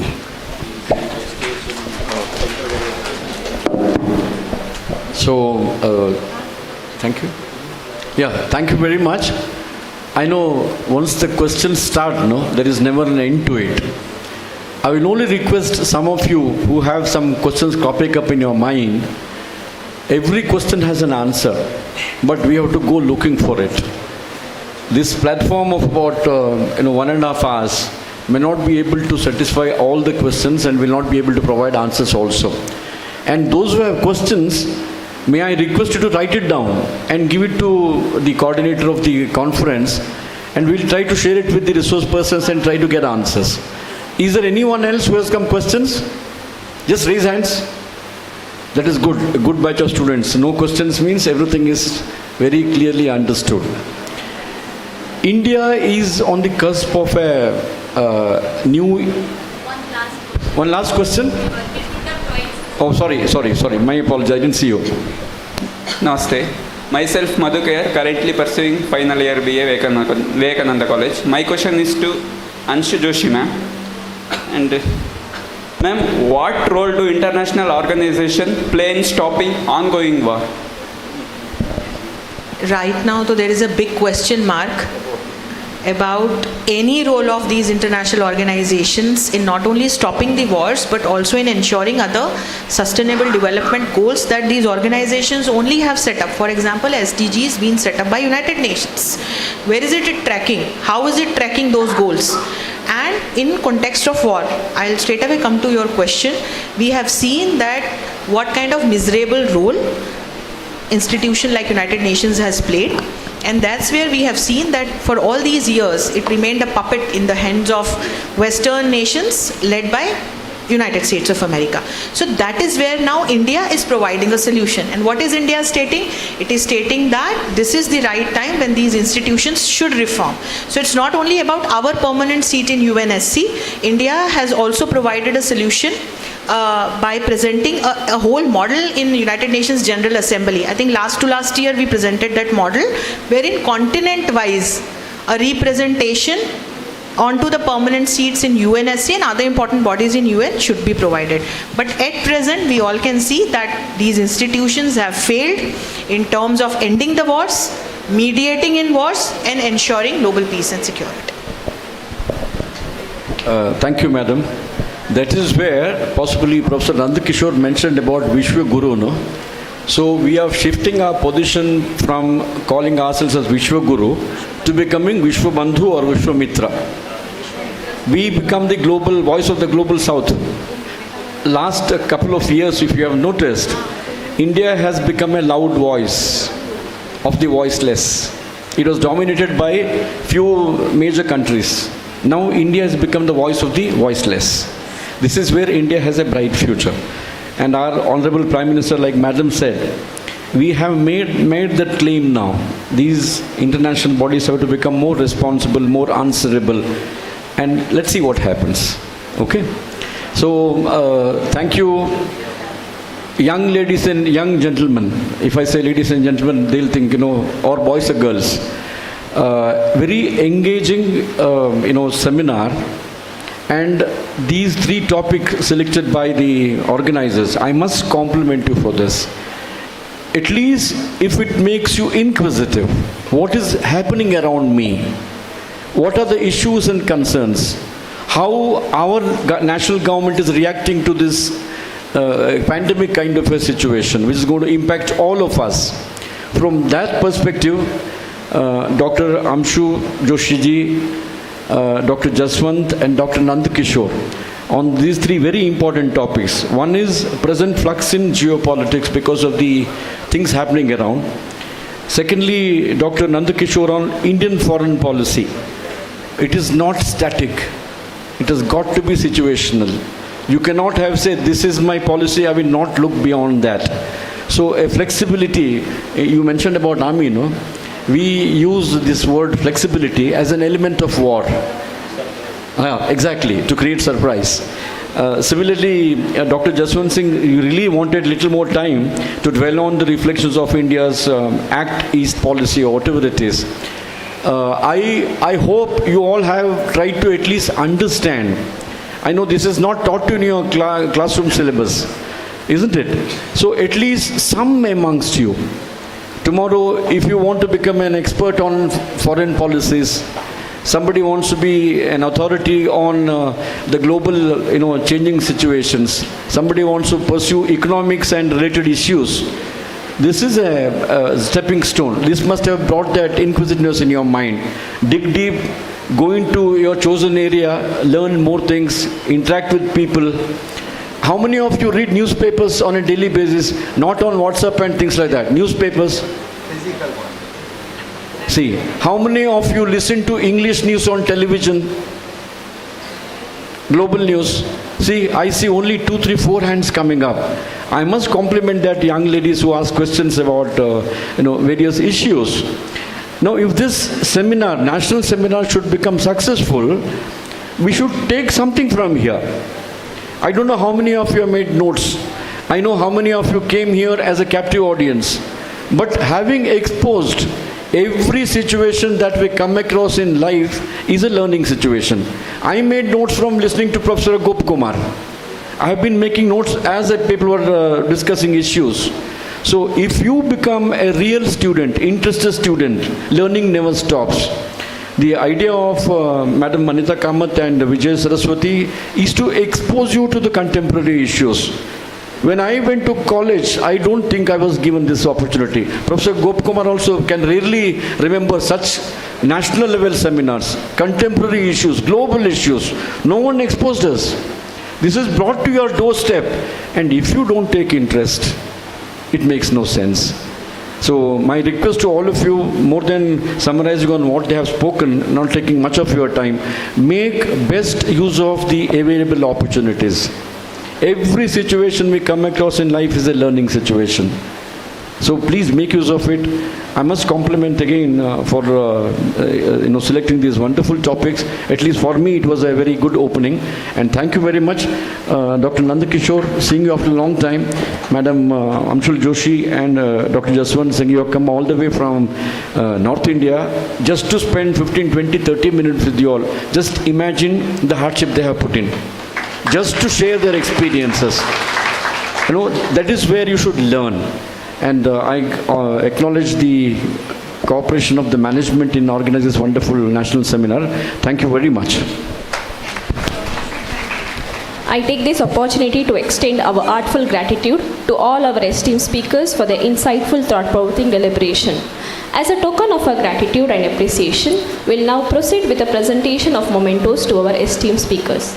May I request our correspondent, Sri Mulri Krishna KN, to kindly present the mementos to our esteemed resource persons.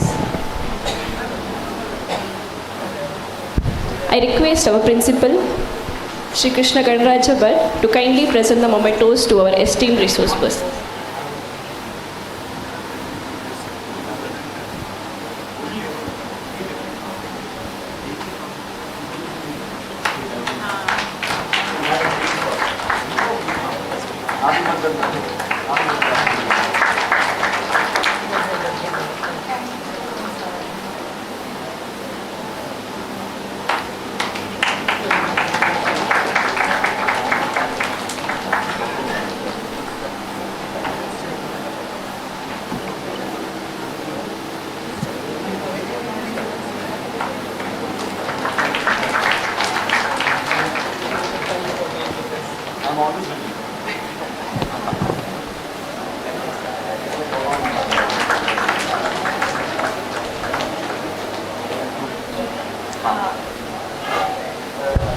Thank you, sir.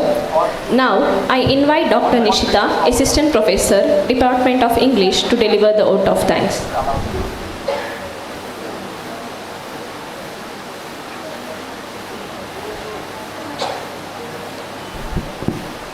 Respected dignitaries on and off the dais, it's my privilege to propose vote of thanks for this enriching plenary session.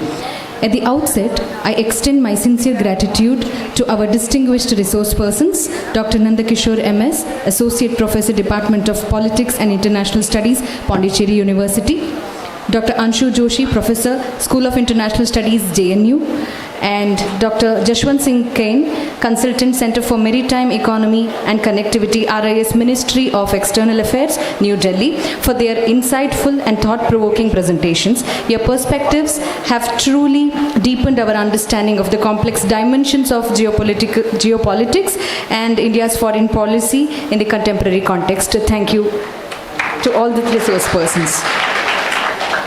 I express my heartfelt thanks to our respected moderator, Captain Ganesh Karnik sir, for skillfully guiding this session with clarity, balance, depth, and ensuring a meaningful and engaging discourse. Thank you, sir. My sincere appreciation goes to all of the participants for their attentive presence, for the beautiful questions, intellectual engagement, and these all added value to this session. Thank you all. I extend my gratitude to the organizing committee, faculty members, student volunteers whose dedicated efforts ensured a smooth conduct of this particular session. With this, I once again thank each and everyone for being part of this academic exchange. Thank you, one and all. Thank you, ma'am. With this, we come to a formal conclusion of this plenary session.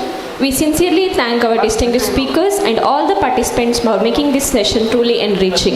I request all the participants to kindly proceed for lunch and reassemble.